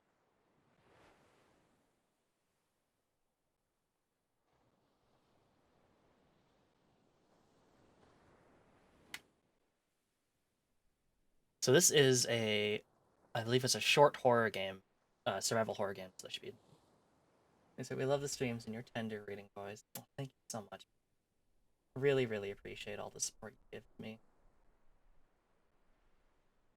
You are truly too kind to me. Again.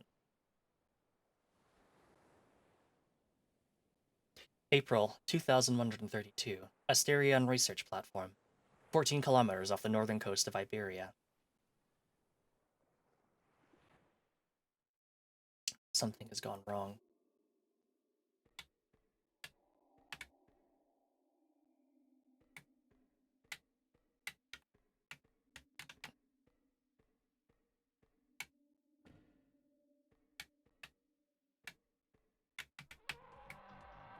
Whoa. Doctor's notes. Our work on this ancient rig will be key to the cleaner future. We owe it to the past.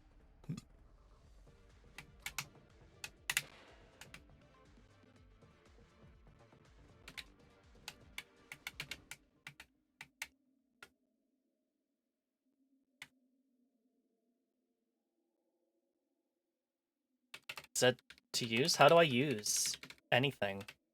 I picked up a medkit, but I don't know how to use it.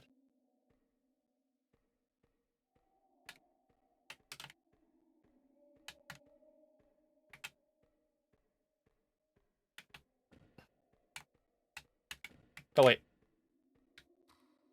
I never wanted to hurt anyone. I was just trying to fix a mistake. We have gun.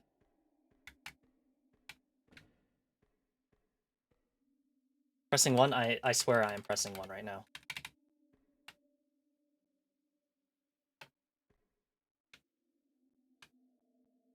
Pressing Z by itself without aiming doesn't do anything.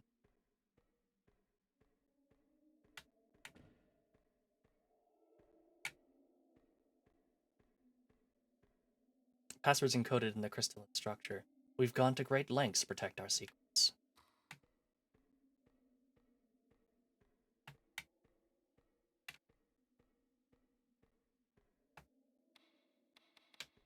Oh, I don't have an ammo.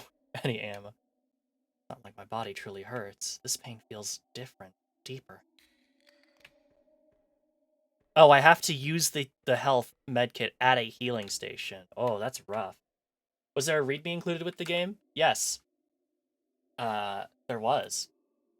Multiplicity, a game by Lunar Finch. Controls, arrows / WASD to walk, X to aim, Z to use / shoot, 1, 2, 3, pick up. Credits developed with Godot Engine 4.0. Other tools used, Blender 3D, Photoshop, VS Code, Notepad, Audacity, GitHub, MS Paint. Textures from textures.com, pexels.com, pixabay.com, unsplash.com, and Crowbits, crowbits.itch.io. Sound effects by SnakeF8, Film Cow, and various users on freesound.org. Combat music by David KBD, davidkbd.itch.io. The font struction, Pokemon DP Pro, fontstruction.com/fontstruction/show/404271 by Crystal Warren, is licensed under Creative Commons Attribution Share Alike license. Special thanks the HPS1 Discord community for the endless support and inspiration. Rose Engine for making Signalis, which is a huge source of inspiration for this project. Let's go! Signalis mentioned! My lovely friends for their support in all my endeavors, and thank you for playing.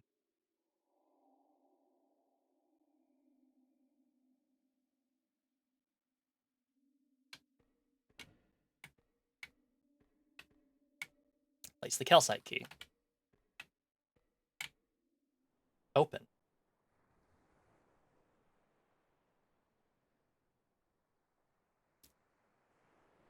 Imagine a ball pit, filled to the brim with all the colors of the spectrum.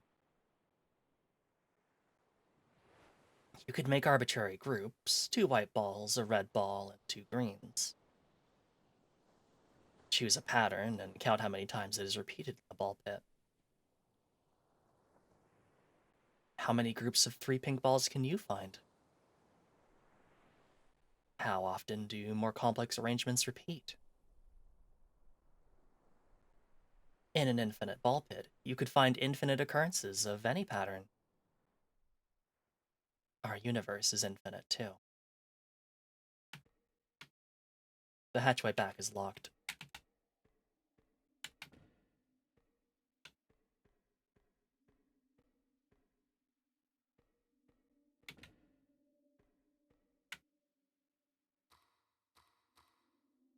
There we go. We have bulletses.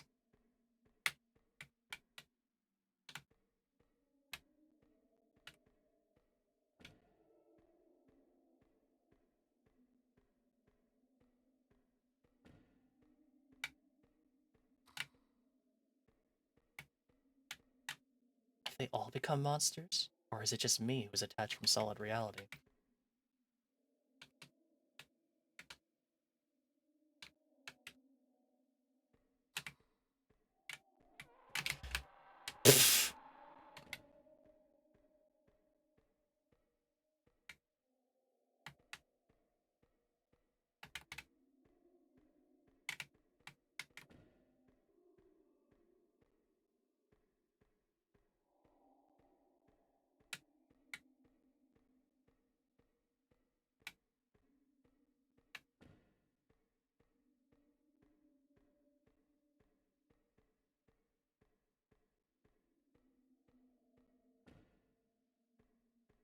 That shotgun ammo? Yeah.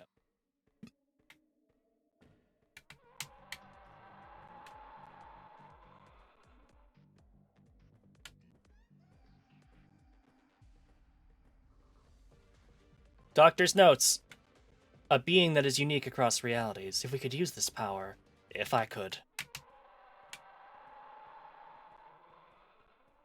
Sorry, Doc. Would love to read more, but I'm a little busy right now. You can't stitch the world back together, even if you keep trying. Fragment Beta. I was always the biology kid. This would be easier with you here. But then, why would I be doing this?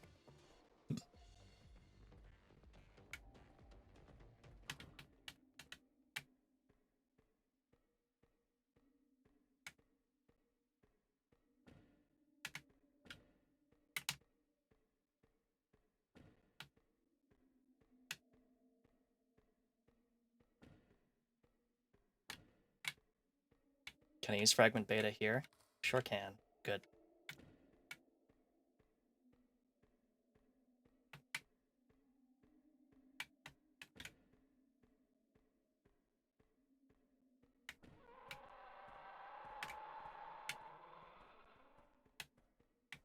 Oop, there's a fragment. Come along now, children. We must move. I forgot I have to... Ow. I'll fix this. I'll fix everything. Fragment Charlie. Back we go. Come along now, children.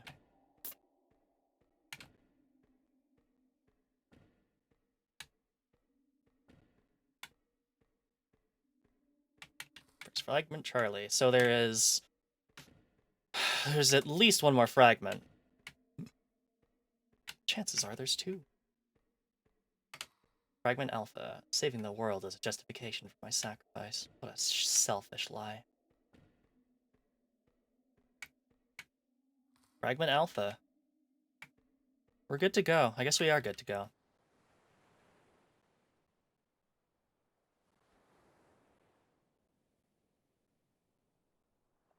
Did you know that there are more galaxies in the sky than grains of sand on Earth? I know, it sounds crazy, but it's true. In some of them, the shape of your atoms ought to repeat. That's all we are in the end. Particles forming a pattern. Somewhere far from here, you are repeating your life. Every single second of it.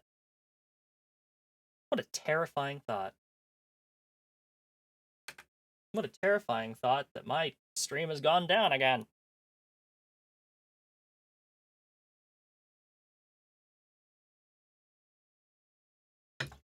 I didn't mute. Oh well, I didn't drink very loudly. Hello, I'm back. I'm real. What is real?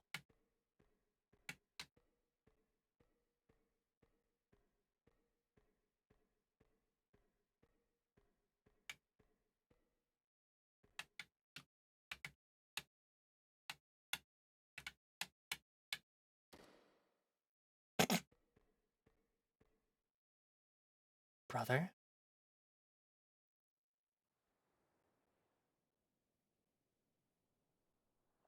Elena, did you think you could fix me? Find your perfect world? It doesn't work like that. You can look at the infinite now, and what do you see?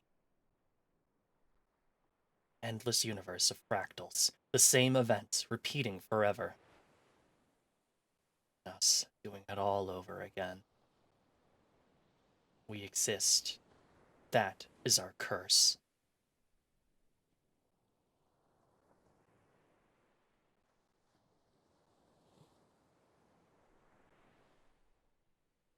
Cool.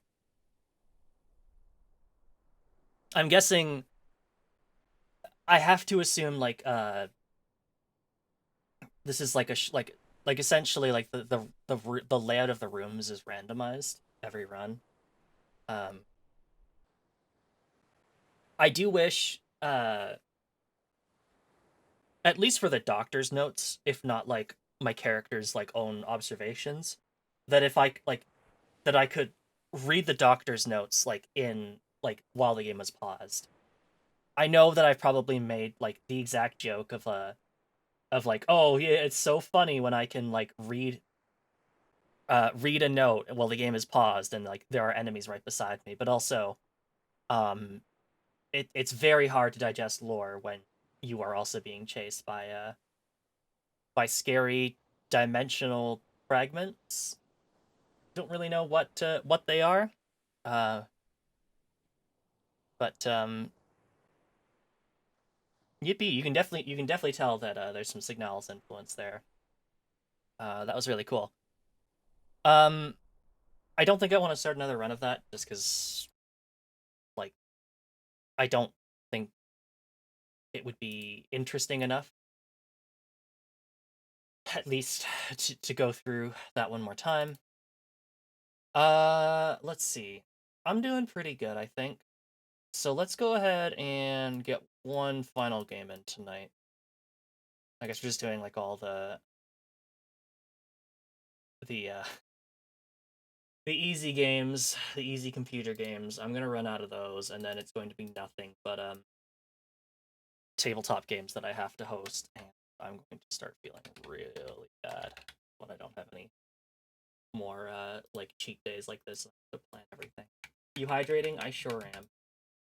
I was hydrating a lot when my stream went down at the very end there, but thank you for the reminder.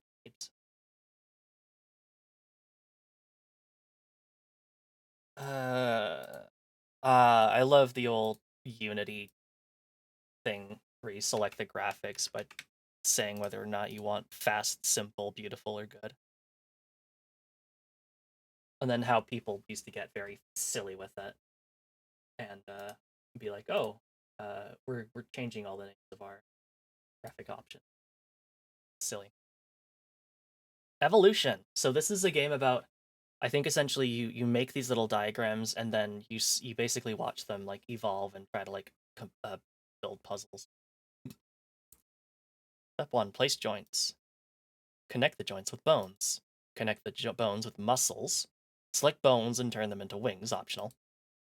Click on evolve and watch your creature improve at the selected task using basic machine learning. There you go. Click on the question mark for more details about how everything works. Go back. Run joints. So I guess we'll start with the the basic shape there.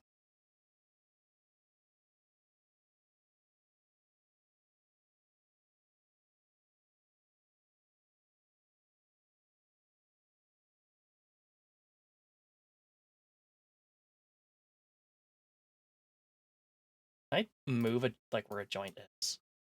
No. Okay, I'll do this then. Let's make a W. Actually, we should make an M.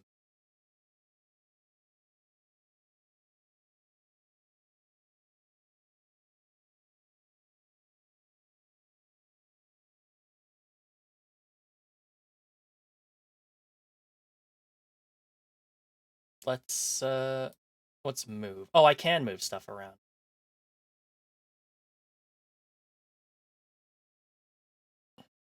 Let's evolve. Look at it wiggle.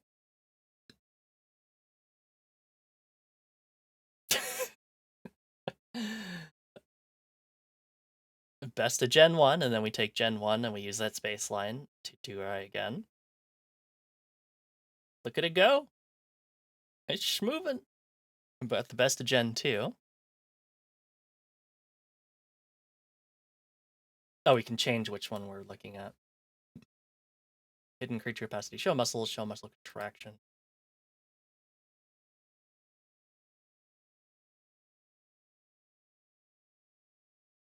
Alright, let's go back. Hitting the gritty, yeah. Let's, how do I do feathers again? Oh, I'm absolutely not reading all of that. Oh, what the hell. I will.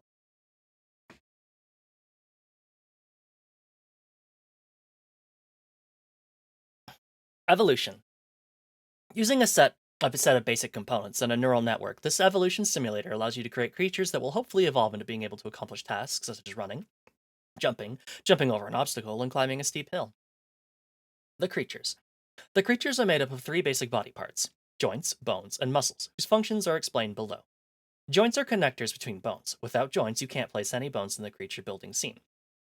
Joints enable the connected bones to rotate freely around the center of the joint. In order to place a joint, click on the Joint button, or alternatively press J on your keyboard, and click where you want to place the joint. The joint option is selected by default since you have to start every creature with at least 2 joints. You can select and change the weight of each individual joint. Bones. Bones make up the skeleton of your creature.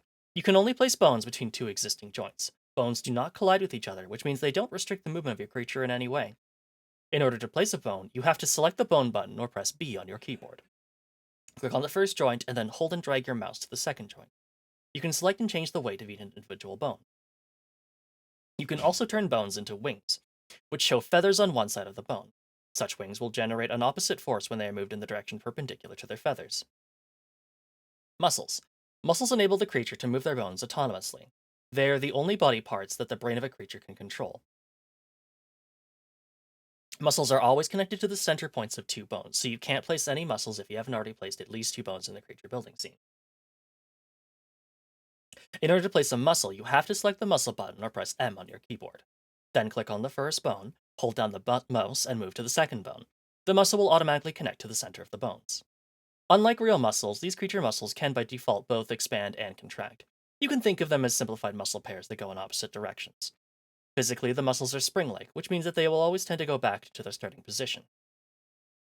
A creature can expand and contract its muscles continuously by applying a different amount of force to them. Without any muscles, a creature is not able to move at all, and therefore will not be able to accomplish any of the tasks. Another thing to keep in mind is that when building your creatures is that both the joints and the bones have some weight to them, which is independent of the length of the bones. Therefore, the more bones and joints your creature has, the more muscles you need to add to it, otherwise the muscles may not have enough strength to move the skeleton around. Keep in mind that you also can't connect more than 1 muscle between the same 2 bones. You can select and customize the length of each individual bone, the strength of each individual bone, and allow them only to contract if you like. The brain. This section explains what the brain does and the basic principle of how it works. The brain is not a body part like the joints, muscles, or bones. You don't need to worry about adding or setting up a brain for your creature. This is all done automatically when you hit the evolve button. Every creature needs a brain, which controls all the muscles and allows the creature to evolve at all. The brain is a neural network which takes a set of inputs and converts them to a series of outputs. The inputs include the following information: the distance of the creature from the ground, the current velocity, horizontal and vertical component, the rotational velocity, the number of points currently touching the ground, and the creature's rotation, equals the average of all bone rotations. On top of that, every creature sends out raycasts in multiple directions in order to sense the distance from its surroundings. Each such distance is an additional input to the brain. One of the raycast directions is controlled by the brain itself using an additional neural network output node. Each remaining output corresponds to exactly 1 muscle. The output is a floating point number between -1 and 1 and determines how far the muscle should expand or contract. Thus, a creature with just 2 muscles will have a brain with 3 outputs, and a creature with 10 muscles will have a brain that produces 11 outputs, one for the custom raycast direction. The brain essentially defines how the creature will interpret the inputs, which you can think of as senses, and act accordingly, meaning that which muscles to contract or expand to determine the degree of contraction or expansion. Internally, the brain is represented by a simple feed-forward neural network with fully connected layers. You can customize the number of layers and the number of nodes per layer in the setting. A brain can be encoded as a chromosome, an array of the neural network weights. Such chromosomes are used in the evolutionary algorithm in order to be able to create new creatures from existing. Is this going to be on the test? Yes. The simulation. When you have finished building your creature, you can click on the Evolve button, or alternatively hit E on your keyboard, which will take the creature to the evolution scene. The evolution takes place using a genetic algorithm. In the following section, I am going to outline the basic idea behind such an algorithm. The genetic algorithm executes the following steps. Start out with a series of creatures with completely random brains. The size of this set can be adjusted once before starting the evolution in the creature building scene. The number has to be even. Let the creatures try the selected task for a set amount of time. This time can also be adjusted once before starting the evolution in the creature building scene. Evaluate how good each of the creatures was at completing the task. This is also called assigning a fitness score between 1 and 0. 0 and 1. Create a new generation of creatures. This is done by randomly picking 2 creatures from a set, taking their chromosomes, which uniquely identify their brains and therefore their behavior, split them and put them back together, but this time using the certain parts from each of the 2 parent creatures. The details of this procedure are defined by the selected recombination algorithm. Now we have 2 new chromosomes that can be turned into 2 brains again. We repeat this process until we reach the same number of new creatures as the previous generation. An important aspect of this step is that by default, creatures with a higher fitness score also have a higher chance of getting picked. So creatures that are better at completing the task have a higher have a higher chance of passing their genes to the next generation. You can also customize this by choosing a different selection algorithm. Next comes the mutation. For every new chromosome, there is a chance, the mutation rate, that some parts of the chromosome get randomly changed, thus introducing random behavior into some of the creatures.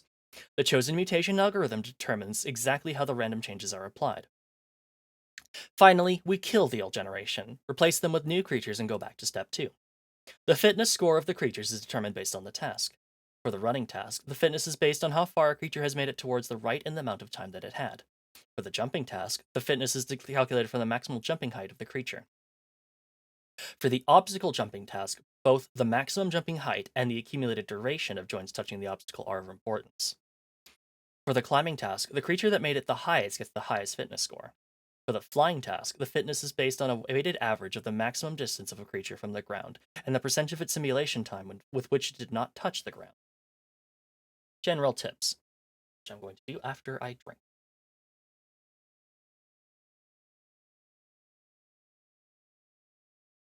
You can delete individual body parts by clicking on the delete button or pressing D on the keyboard, and clicking on the part that you want to delete. This will also delete any directly attached objects. So if you delete a bone that has a muscle attached, then that muscle will be deleted as well. Similarly, if you delete a joint, that will delete any of the directly attached bones, which will also in turn delete the attached muscles. Once you're happy with a creature that you've built, you can save it by using the Save button at the top, not available in the browser version. You can also load previously saved simulations if you click on the Simulations button in the top left. Use the Export and Import buttons to share saved creatures and simulations between your devices or with your friends. There are a couple of creatures that are available out of the box. As of the time of writing, we have the Hailer, Spider, Spring, Frogger, and Rue. The Hailer is a simple creature with a small body and a long arm that it can use to throw itself forward. Since it is so basic, it will be able to do a fairly good job at the running task relatively quickly. However, it also has some physical limitations, which means that it won't ever be the absolute best at running. The Spider, with its 4 legs and 8 muscles, is a much more complex creature. This is why it takes a lot longer for this one to evolve into being able to walk at a halfway decent pace, but when it does, it is a lot more exciting to watch. In fact, the whole evolution process is much more interesting than that of the Hailer. The Spring is, as the name suggests, essentially just a spring-shaped creature which can get relatively good at the jumping tasks. More default creatures are probably going to be added in the future. What enables a creature to perform a specific task? There are essentially 2 parts to each creature. One is its physical structure, i.e. its body. This is something that you control since you are the one building the creature. The body stays the same for all the creatures during the whole course of the evolution. It is possible to write a variation of this algorithm that also evolves the body of the creature into an optimal shape, but that doesn't happen here. This means that you need to make sure that your creature is physically able to accomplish the task in some form in the first place. If you, for example, don't add any or not enough muscles to your creature, then it will never be able to move, no matter how long you let it evolve. The second aspect is the brain/behavior, which is driven by evolution. You don't have a say in this part. This is where you sit back, relax, and watch your creature try out different strategies and get excited when it gets better and better over time.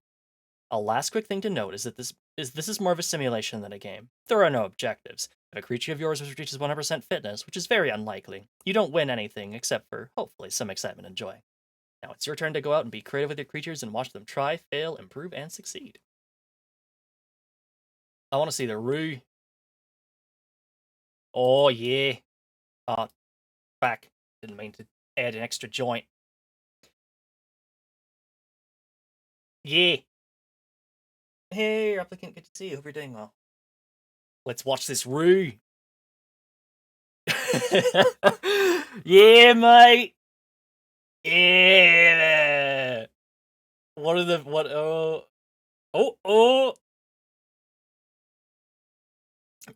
They are vibrating on the. Oh, one of them's jumping. One of them's got it. Oh, look at him going, mate. Oh. Oh, now that's a Roo.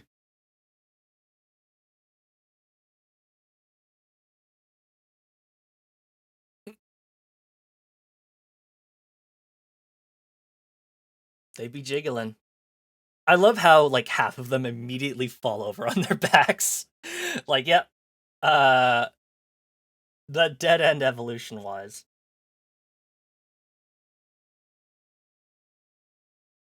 Oh, look at that one, mate. Oh!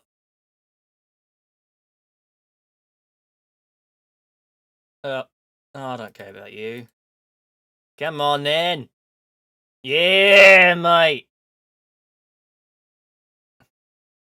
Yeah. I love the one that's just the ones that are just like vibrating along the floor because there's no criteria. Vibrating along the floor is a perfectly acceptable alternative. Uh I don't think it's faster than like the jumping, but you can definitely tell that it works and that's all that matters to the algorithm. Oh, look how many of them are jumping.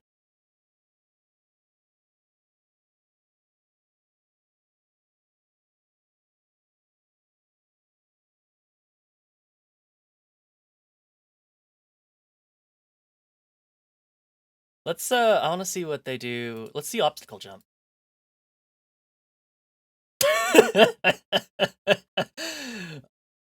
Good start.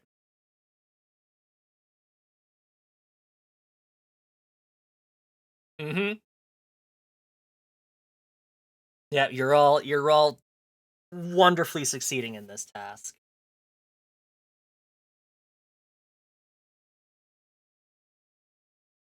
No, one of them's jumping though.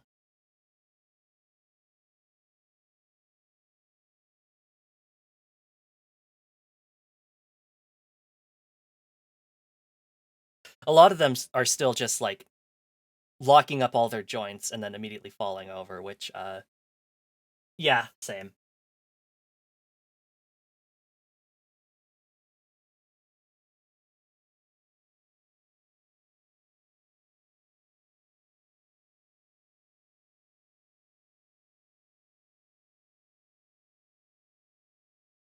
But then also they get points when they keel over like that because they're not touching the ball because the like curved shape of the reel means that they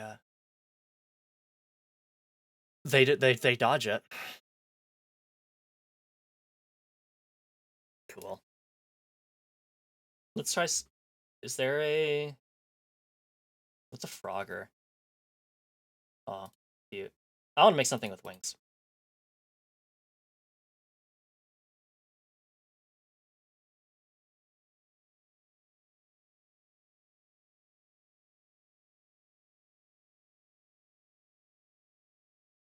Whoops. How do I turn things into wings?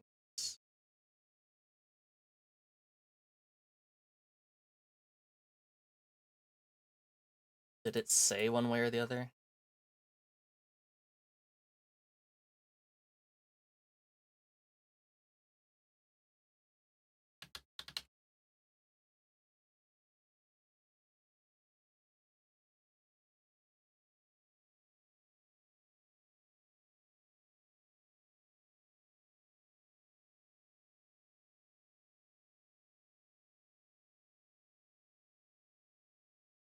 How do I get some feathers on?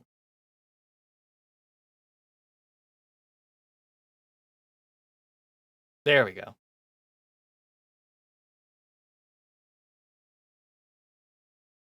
All right, we have made a beautiful bird. Let's see if we can send it flying.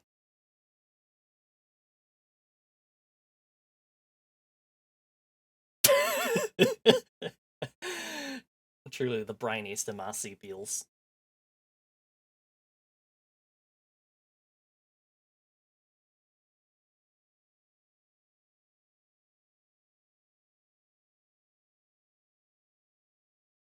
I don't think my birds are going to do very well.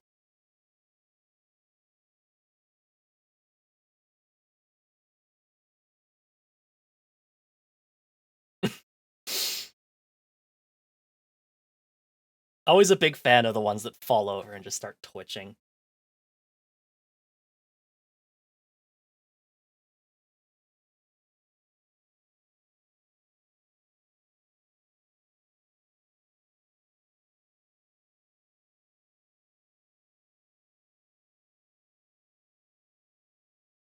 It's entirely possible that I built something that literally could not fly if it wanted to.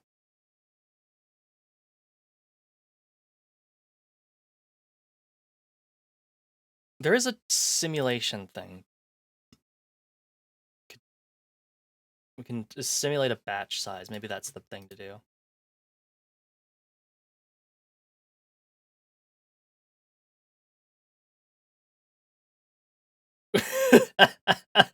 Oh, look at him go!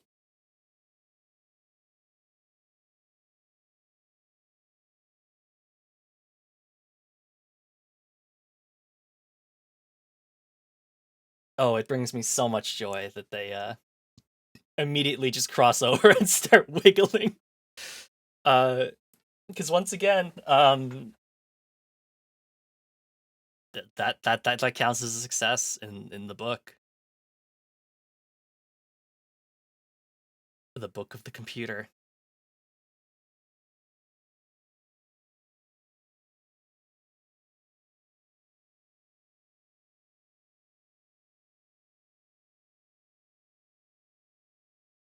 Simulation not saved. This simulation has been running for a pretty long time. Do you really want to exit without saving? I sure do. Let's load the frog. I want to see my frog. I want to see this frog jump.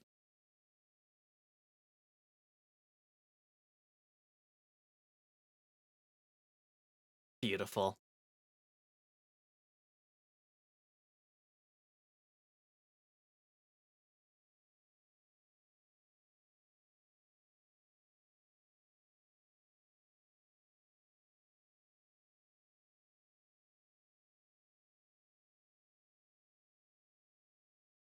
Not the froggy tantrum. Oh, look at them. Some of them are moving. Some of them are jumping.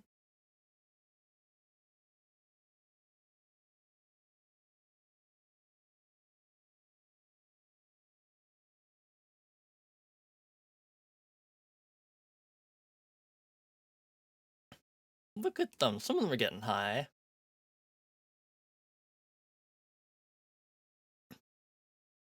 I'm also noticing now that, yeah, you can absolutely attach muscles between the same bone. Because this center bone here has two muscles.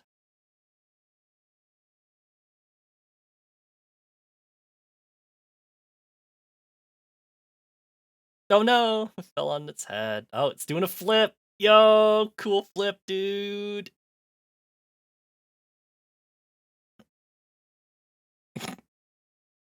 Yeah! You did it! You did the flip! The two-part flip where you land on your head and then you roll out.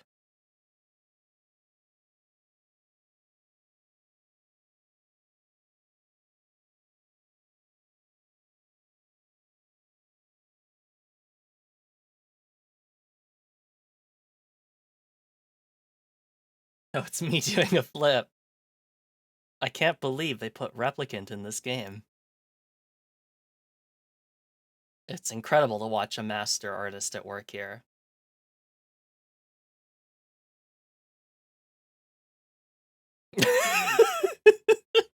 That's me doing a flip where I just lie on my back and then I flail my limbs up and down.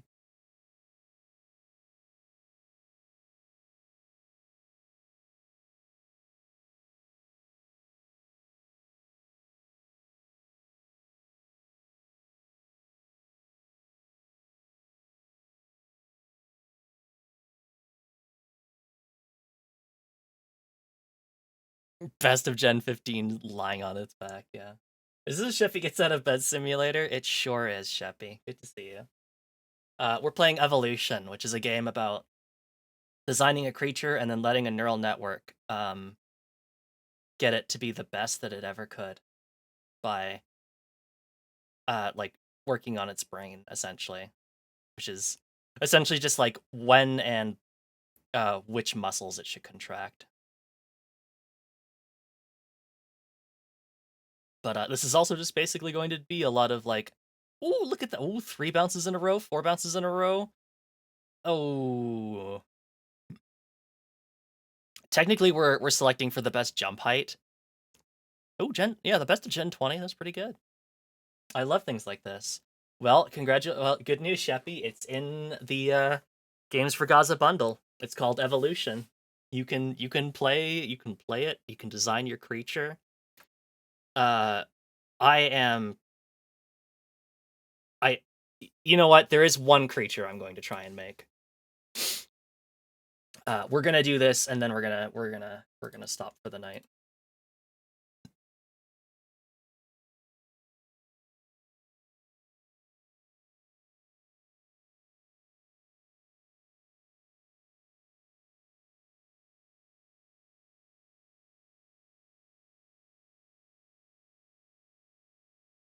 Can I not move things? Oh, I have to use the move command. Sure. Okay.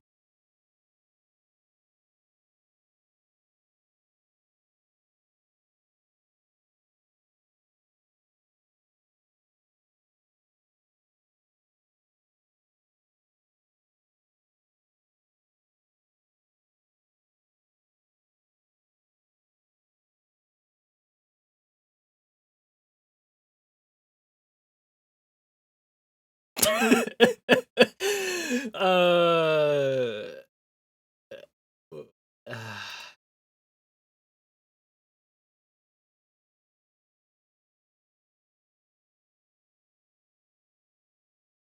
this is maybe a little bit more what I was going for.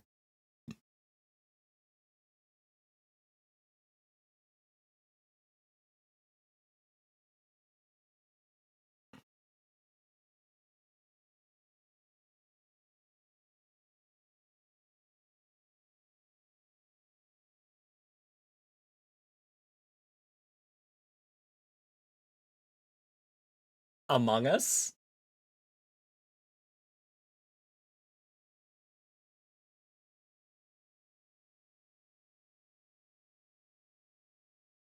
Mm.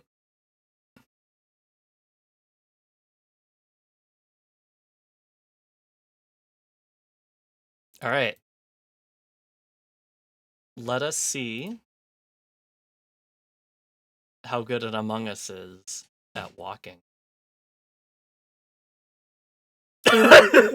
Yeah, same. Okay.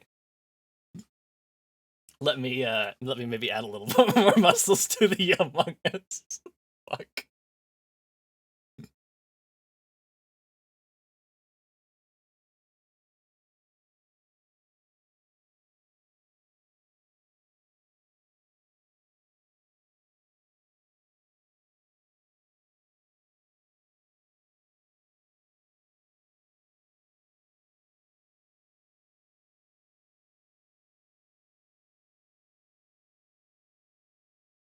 When you run out of your last spoon for the day. Yeah. Click this to instantly die. All right. Among Us version 2. You know what? More muscles. Here we go.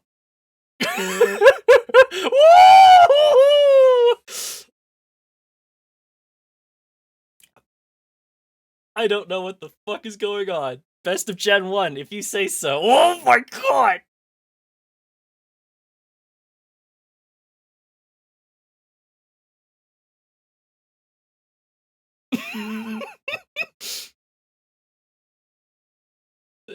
I don't know.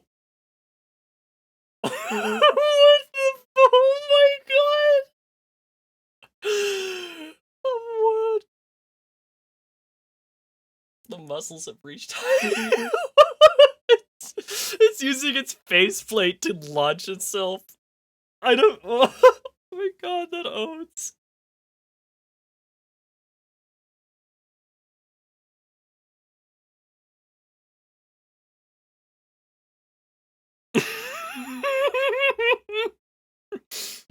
Oh my god, I don't know how this works.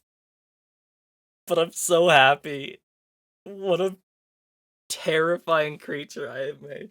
This boy is stretching.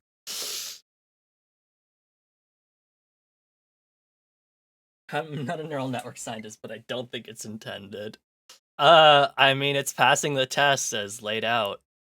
I never put in the rules that it couldn't detach its faceplate and use that to spring itself 30 meters into the air. Oh god. Oh my god.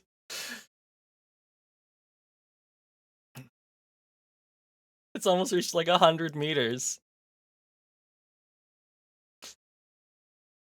What have I done?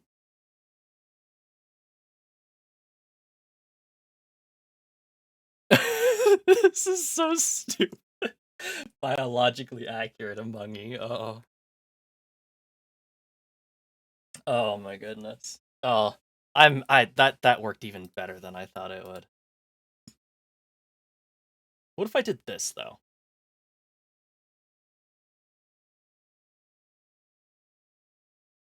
Yeah, that's what I thought.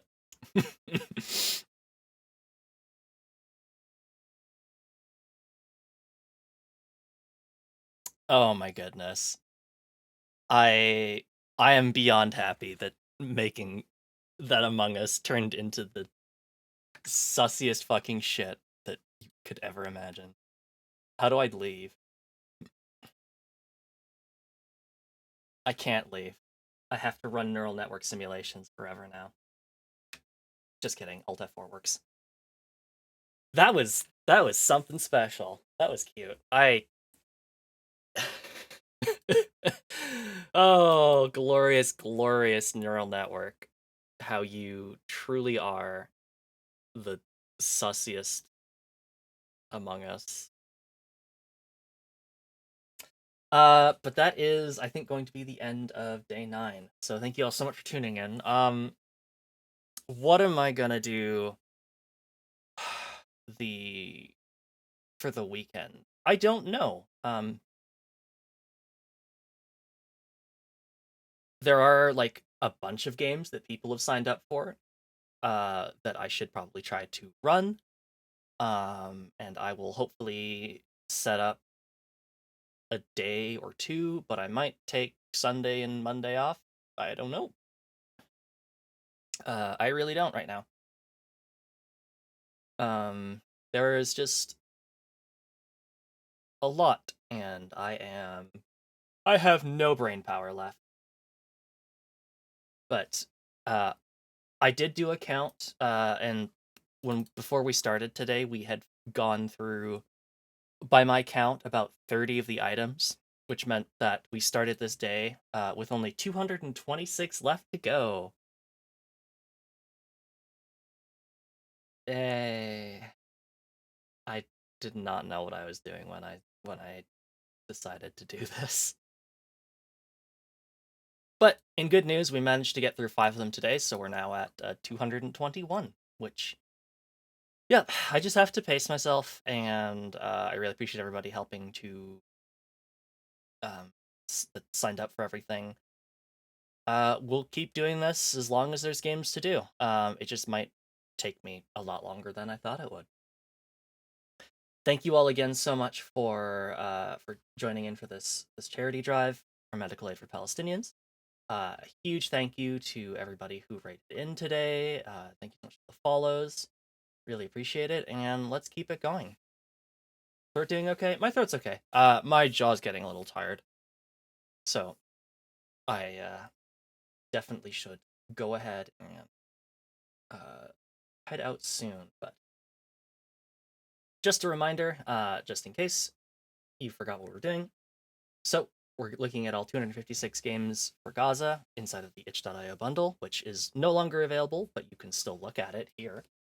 And you can buy any of the games in that bundle separately if they really speak to you. And some of them have been absolutely fantastic so far, so definitely recommend buying a couple of them. And a lot of them are still saying that they will send all the proceeds over to charity, which is honestly amazing.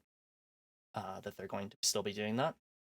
But if you'd like to make any further donations, you can do so at this link here, streamlabscharity.com/@Soroka/gazing at all 256 games for Gaza. There's also a QR code, which is I've put behind my big ass head. This is your chance to take a picture of it. Okay, the time is gone. So thank you all so much for tuning in. Thank you so much to Ocean, Erlea, Goose, Devi for the raid. Let's go ahead and send you off to somebody else tonight. There's a million people streaming. There's a million people streaming. You have a wonderful steamy bird flying high in the sky, causing fast press to point and cast would probably swallow a bug. Okay. I appreciate that. I think. Thank you so much, Peeves. Thank you so much for watching. Let's go ahead and give the Hot Lady Knight a raid. We love the Hot Lady Knight, who is playing some Fate Samurai Remnant, which looks a lot of fun. I'll definitely keep that in the back of my mind. Thank you all so much for tuning in, and I will see you hopefully tomorrow. I definitely want to take the time to, take maybe like a day or two off, but I just don't know when. I do not know when I'm feeling like I need the break the most. But I will be sure to let you know as soon as I have made the decision. Thank you all so much for tuning in, and I will see you probably back here tomorrow, 6 p.m. Pacific Standard Time /9 p.m. Eastern Standard Time for more games. Thank you so much, and have a good night, everyone. Bye bye.